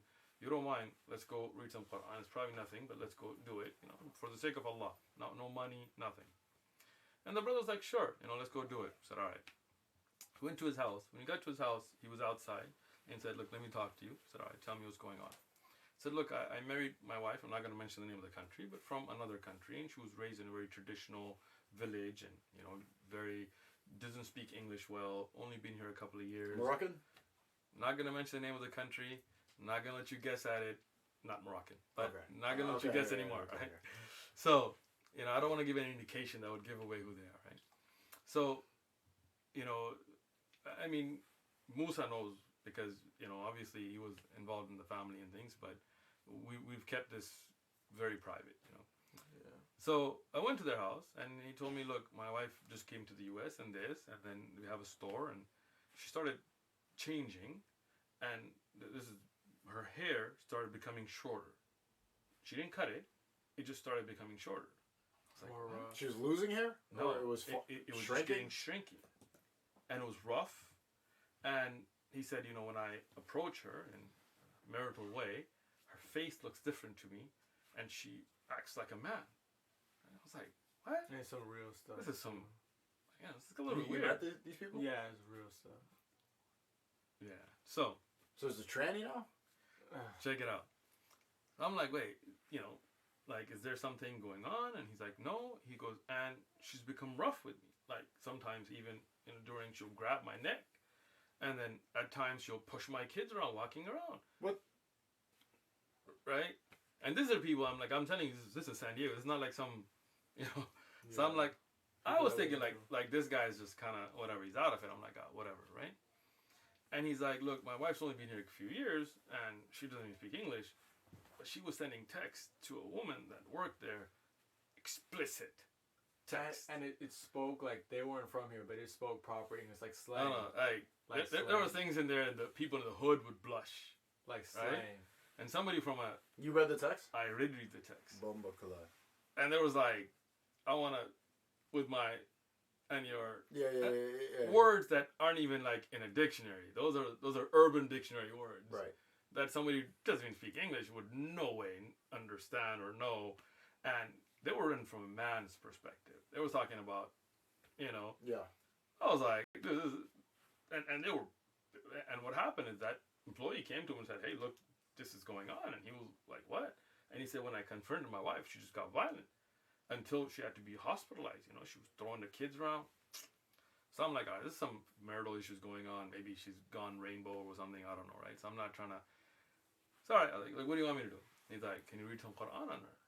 I was like, all right, So maybe she was taking steroids or something. All those thoughts were coming to my head. So he said, all right, let's go. And so we went in, and they had her covered up and things. And she had two big sons that were sitting next to her, like holding her. And I was like, this little lady, like, why are they holding her? The husband went behind her. And then I told the Shaykh, I told him, look, I'm going to read Quran as well, but I don't want you to stop. No matter what happens, don't stop reading Quran, because I studied these things. So he started reading Quran, and she started shaking, and I was like, what's going on, right? And, they had her covered, but it was shaking. I was like, all right, it's not normal, but okay. So I said, look, my sister, right when I walked in, I forgot that, right when I walked, she goes, oh, you that N-word, Uthman. It sounds like a joke, but it's not. Like, she used the N-word, right? I'm going to try Where's she from? Oh, no, you don't want to say. But she was speaking let's just say a Middle Eastern country. And she's speaking Sneako dialect. Well, she was like, you that Shaykh Uthman, huh? What? She's talking to me like a woman who only been here for a few years, right? So I was like, this is kind of strange, right? So anyway, I started speaking, and then she goes, F you, and I'm she was using the words, right? I was like, what the hell? Like, this is, and the sound was that of a man. And like, I never, I don't try to talk to women, so I mean, I don't know what she was, but. You heard the voice too? No, I wasn't there for it, but I talked to the guy. It was the people there was just me and the Shaykh Abdul Qadir. You met Shaykh Abdul Qadir. And the night he got back too, so. Yeah. So, this started getting really weird. Like at first I was like, maybe it's got something else going on, but I'm like, how can, I mean, my wife is speaking to her, so I mean, it's not like, we know what the family is.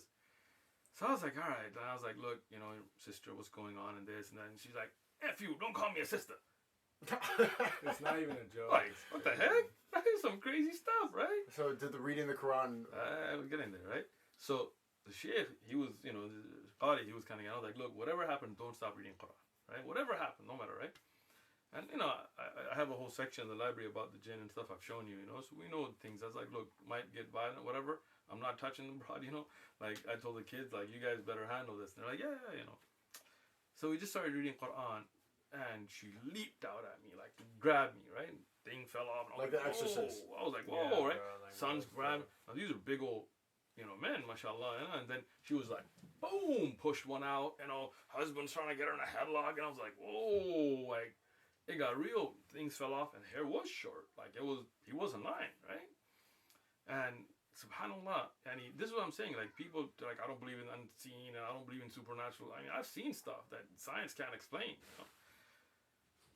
So I was like, I started reading Quran as well. He was reading Quran. I started talking. I was like, look, whatever it is, you got to leave this lady alone. And I was like, look, sister, do you have an issue going on? I mean, something you want to talk about? Some changes? He was like, I ain't your sister. N-word, right? I'm like, whoa, right? And then, so we're like, okay, let's keep reading. Well, I was there for a few hours, right? Let's keep reading Quran. After a while, she's like, yeah, that's my jam.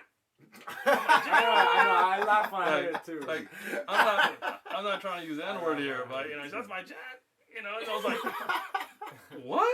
Like, this is, and the kids are all freaked out, and she's like, and then it goes crazy again. I'm like, whoa, like, I'm all fist balled up and stuff. And subhanallah, like, I'm telling you, there's things people don't realize, So, in the end, the Shaykh kept reading Quran, I kept speaking, I speaking the Quran, making dhikr on, and then told her, look, whoever it is, then she started speaking to me as a man. She's like, look, I'm a guy, I liked her, I answered her, and now I like the other one, and this is in my thing, and like straight like a dude, I was like, look, you gotta leave the sister alone. Like, you can't be doing this. There's a family, there's kids. So basically, all trannies are under a jinn spell.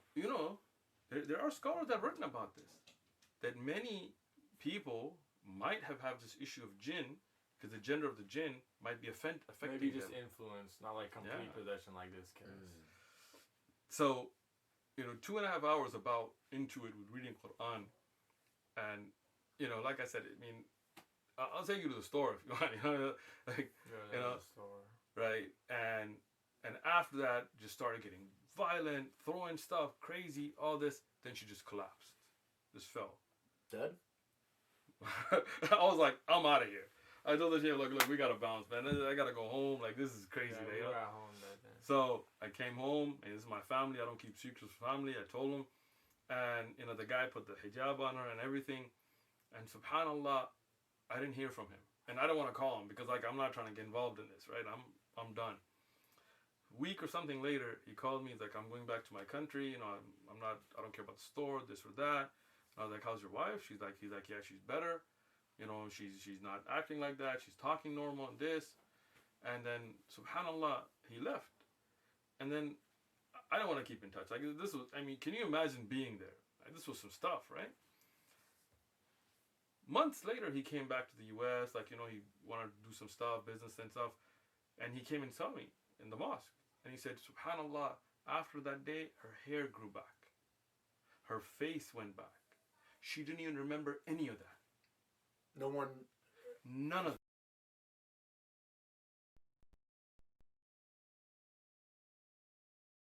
People, went, and alhamdulillah, so I was like, would you bring her back? He's like, I'll never bring her back to this country. So, So she went under a Western jinn spell. Jinns are from different areas, wow. right? Yeah, they're like humans. That's my jam. The Quran, my jam. And subhanallah, like I don't talk about these things a lot of people because, you know, these are things that, you know, people don't understand until you've seen it. When you see something like that, it blows your mind. Mm-hmm. You realize there's more to the world than what you can see. You know, some people, they're very close-minded, but they don't realize that many things science hasn't even discovered yet. Right. Many things that you may not understand doesn't mean they don't exist. Like, we're talking about black matter and all this stuff. But, you know, this is one. But there's another one when I was overseas. It wasn't me doing the exorcism. Somebody else was doing it. We'll talk about that on another stream, inshallah. I think we can say goodbye at this point. It's too bad I'm going out later tomorrow. We got to do the schedule first. What schedule? My daily schedule when I was studying. Oh, yes, in the UAE. UAE. And then also, want to hear about the BLM riots. What was your daily schedule in the UAE? So, this is something important for those that want to study and those that want to strive to better themselves, is to dedicate themselves to knowledge. And this is something, and as a new Muslim, I encourage you as well to learn Arabic, to learn Quran. So when I went overseas, I didn't take a scholarship. Nobody paid for me. I didn't take any loans from anybody. I had a job. I quit. Musa was with me. Yusuf, my other son, was with me. I took my wife with me. May Allah reward her. May Allah reward them for their patience. And we went, and my wife studied, and the kids were memorizing Quran. And because I had quit my job, I said, you know, I want to study. So what I did, I contacted a Shaykh. There was a Shaykh in Al-Ain first. I studied with him one-on-one. Then he told me, look, you have more time and dedication I don't have to give you. So I want you to go and study with another Shaykh. I went to Ras al-Khayma. He wrote me a tazkiyah, accreditation, saying that, you know, he's a good person. Give him time. And these scholars didn't take a penny from me. Didn't take a cent from me. This is people who were mukhlis, sincere for the sake of Allah. So this Shaykh, he gave me every day from Dhuhr, the second prayer, around noon, all the way to Maghrib, to sunset. So every day in the early morning, me, Musa, and Yusuf would go to the mosque and Fajr prayer, the early prayer, and they would recite to a Shaykh there, and I would recite, and got a picture of Musa as a little, you know, kid of the Quran. We should show it. I want to see it after. Someday. And, you know, we would do the Quran there, and then we would come back after the morning prayer, after reciting the Quran, to the scholar there, and then, you know, you would have that time to with the family, take shower, eat, all that kind of stuff. Then from Dhuhr, around noon, all the way to Asr, around 4 p.m. at that time, I would study fiqh, like jurisprudence, these books that we have here, right? And then from Asr, around 4, all the way to sunset, which was around 7 at that time, I would study hadith, those over there. So Quran in the morning, then fiqh, like books like Umdatul Ahkam and Zadul Mustaqni' and these Akhsar al-Mukhtasarat, then hadith, like books like Bulugh al-Maram, and Umdatul Ahkam, Abdul Ghani al-Maqdisi. We would have that from Asr all the way to Maghrib. Then from sunset, 7, 8 o'clock, from there till Isha, I would have a break, go home, eat dinner. Then at Isha, my Arabic teacher would come to the house and I would study the Arabic language, books like Ajrumiya and Qatratul Nada and stuff, to study grammar. And that would go into the middle of the night. And then I would revise my studies. And then early in the morning start again, 6 days a week. That was my year and a half in Amarat. Right? Yeah, you gotta like save up to be able to live there too, because it's not cheap. Yeah. How much were you working? At that time, I wasn't working at all. 6 days a week, that was my daily schedule. For a year and a half. For a year and a half. And then I went to Jordan after that. Then I came back to the U.S., so I got a job again, started working, saved up money. Then I went back to the UAE. Then I came back. Then I went to Pakistan. And me and Yusuf and Musa with my wife, everybody went. Then I studied there a book called Alfiya ibn Malik, which is that book over there. It's 1,000 or 2,000 lines, 1,000 abiyat Arabic grammar book, alhamdulillah, with the Shaykh Ubaid al-Rahman bin Muhammad Bashir in a call called Mahad al-Lugha al-Arabiya in Islamabad. Then I enrolled in my master's. So it takes that dedication. It takes, you know, you need to put work in. If you want to seek knowledge, if you want to improve yourself, it takes that. So there's a lot more than just taking your Shahada. Nah. There's a lot more. You're on your way, Yeah. inshallah. You're on your way. Alhamdulillah, he's saying all his prayers. It's going to take, it's something that you never ever finish learning. Never. You're going to study from the cradle to the grave. As the great Imam Ahmad ibn Hanbal, he said that we take the ink pot from the cradle to the grave. I wanted to hear, we went shooting today. And you're still in San Diego, which is not, I didn't see any pride flags, chat. There's nothing. Can we get some W's for that? L.A., San Francisco, most of California is done. Yeah, West Coast, but I don't know. I'm not a big fan of California in general. Neither am I. But San Diego, we're still holding it down. It's still holding it down. I didn't see one private flight. There are areas. I'm not gonna deny. I mean, we want to. I didn't see them, so I'm gonna go based off what I saw. I didn't see any, so I'm glad about that. But during the BLM riots, what happened? I remember specifically in Los Angeles, they sent out a message saying, I remember it was one of the craziest times. It was during COVID lockdown, and they said, "Don't go to Los Angeles. We can't protect you. Like it's not safe here." The mayor said Los Angeles is not safe. If something happens, sorry. Yeah. What a crazy thing to see. But what happened in San Diego during the same time? It was bad. So the city, we don't live in the city of San Diego. I'm not going to mention the city we live in because we got a lot of haters that try to figure out where I live to harm me and my kids because they can't debate, so they get violent. But we live in a city that is within San Diego County. And the city we live in at that time had a riot. So you've seen our street, it's a cul-de-sac, and this area is all cul-de-sacs, right? And the police station is on the other side. These rioters from outside of San Diego, and most of them were white anarchist kids, came out under the name of BLM, and they actually burnt down our police station. It lit our police station on fire. And the police, because they didn't want to engage them, and again, the city of San Diego Police Department is different, our city's police department is different, and so that police department decided we're just going to back out. They just lost. But we have an emergency text message system that's sent to everybody that lived in this Amber area. Alert, right? The Amber Alert, but I think this is an emergency text something, I don't know. But we all got texts, everybody on my street and down the streets, that look, the police station's on fire, the police is backed out, the rioters are between you and the police. So if anything happens and you call 911, the police cannot get to you. And I'm telling you this because a lot of people are like, why do you need to have a gun? Or why do we live in a safe country? Why do you need a gun? You know, you never know. The Second Amendment was put in by the people who put the Constitution together for a reason, right? So here, at that time, we could not depend on the police. And we saw the rioters. You see when we come up that little street up here, there was a barber shop right here. There was a fish place that got burnt down. They lit up.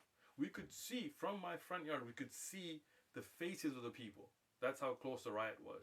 Not just the flames, right? So at that time, me, my son Musa, my son Yusuf, were like, we're going to defend our house, you know? George Floyd died of a fentanyl overdose. Just you can let the record. Right? Show it. We got the legal registered weapons that we have in this house, and we stood on our property with weapons, and we were the only defense we had. And people on my street, those liberals that are like, oh, you don't need guns, they were out there, we're so happy you're here. Thank you. Because you see that our house is the first one when you get down the street. Very fun. It's kind of like when feminists would be like, women empowerment, until somebody breaks in, and then it's the men. Save me! And then the men have to go save them. Same thing, the liberals here, like, you don't need a gun. And then times like now they're burning down buildings. Right. Thank you so much. You know, during COVID, you couldn't buy a gun because all these liberals were out buying everything they could. And those guys don't know how to use guns. So they're having all these accidents. Oh my God. So Musa's a witness to this. We spent the whole night standing out here on my own property, with legal weapons, saying anybody comes on this street, we're gonna defend our house.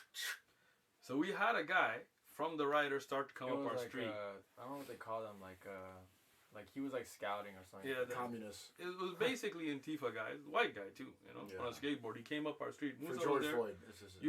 Right, it's just a reason. Anyway, they like spray paint a mural of George Floyd somewhere too. A fentanyl addict who broke into homes and like. And most of these guys weren't even black. It was just them. The barbershop that burned out was black owned. Right. You know, it's just the black anarchy. people were busy stealing Jordans for. They were. I mean, that's what they were doing. Black people were looting and getting Amiri jeans with like, yeah, I care about race. All right, you got a TV, but it's okay. They were getting Nike Techs. Oh, I'm just kidding. What were you doing? Nah, he was here defending the house. So this guy comes up our street, and all I did is I had a shotgun. I said, "Ka." They didn't say a word. And as soon as he saw and heard that, whoop, turned right back around. The rioters went right past our street. Right? They burned down stuff right on that main street right there.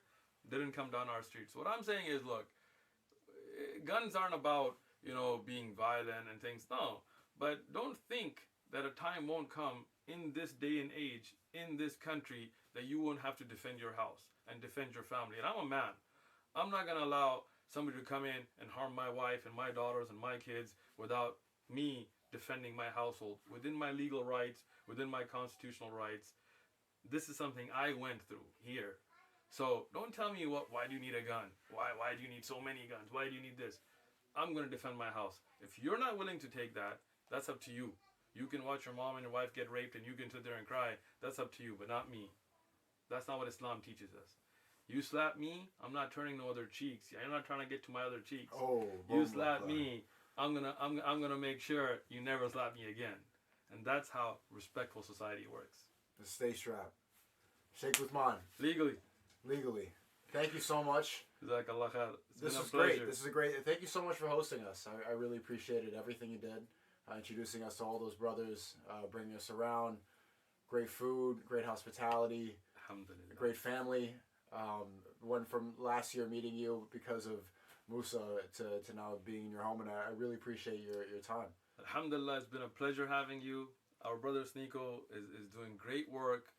Forget about his past. Don't be sitting there trying to hate on a brother. He's trying to improve himself, to be a good person, to be a good example. Encourage that. Islam has made him a better person. And inshallah, you will see great things out of this brother. I saw him giving da'wah today. This brother's got skills. Inshallah, you will see it. He's going to seek knowledge. He's going to increase his iman. He's going to increase his knowledge. And he's going to be a great motivation for all those people out there lost in the matrix, in the darknesses, in the addictions and all these things. Inshallah. And this is your house. You're welcome here anytime. Whenever you come to San Diego, we're here to host you. Not because you're Sneako, just because you're our brother in Islam. And like we've had, Musa knows many people that aren't famous, that don't have, that become Muslim, that come to San Diego and we host them. We take them around. Our mosque is your mosque. You felt the love. You felt the community there. Our city is always open to you. And honestly, again, I want to make this very clear. I don't get paid by YouTube. If you take my channel away, it won't affect my life at all. What I do is for the sake of Allah. And I love you for the sake of Allah. Alhamdulillah. Thank you so much. Bye. We're going to be 2 podcasts tomorrow, so stay tuned for that. I'm doing Bradley Martin, No Jumper. A lot more work to be done. I'll see you guys soon. Peace. Assalamu alaikum wa rahmatullah lil Muslimin.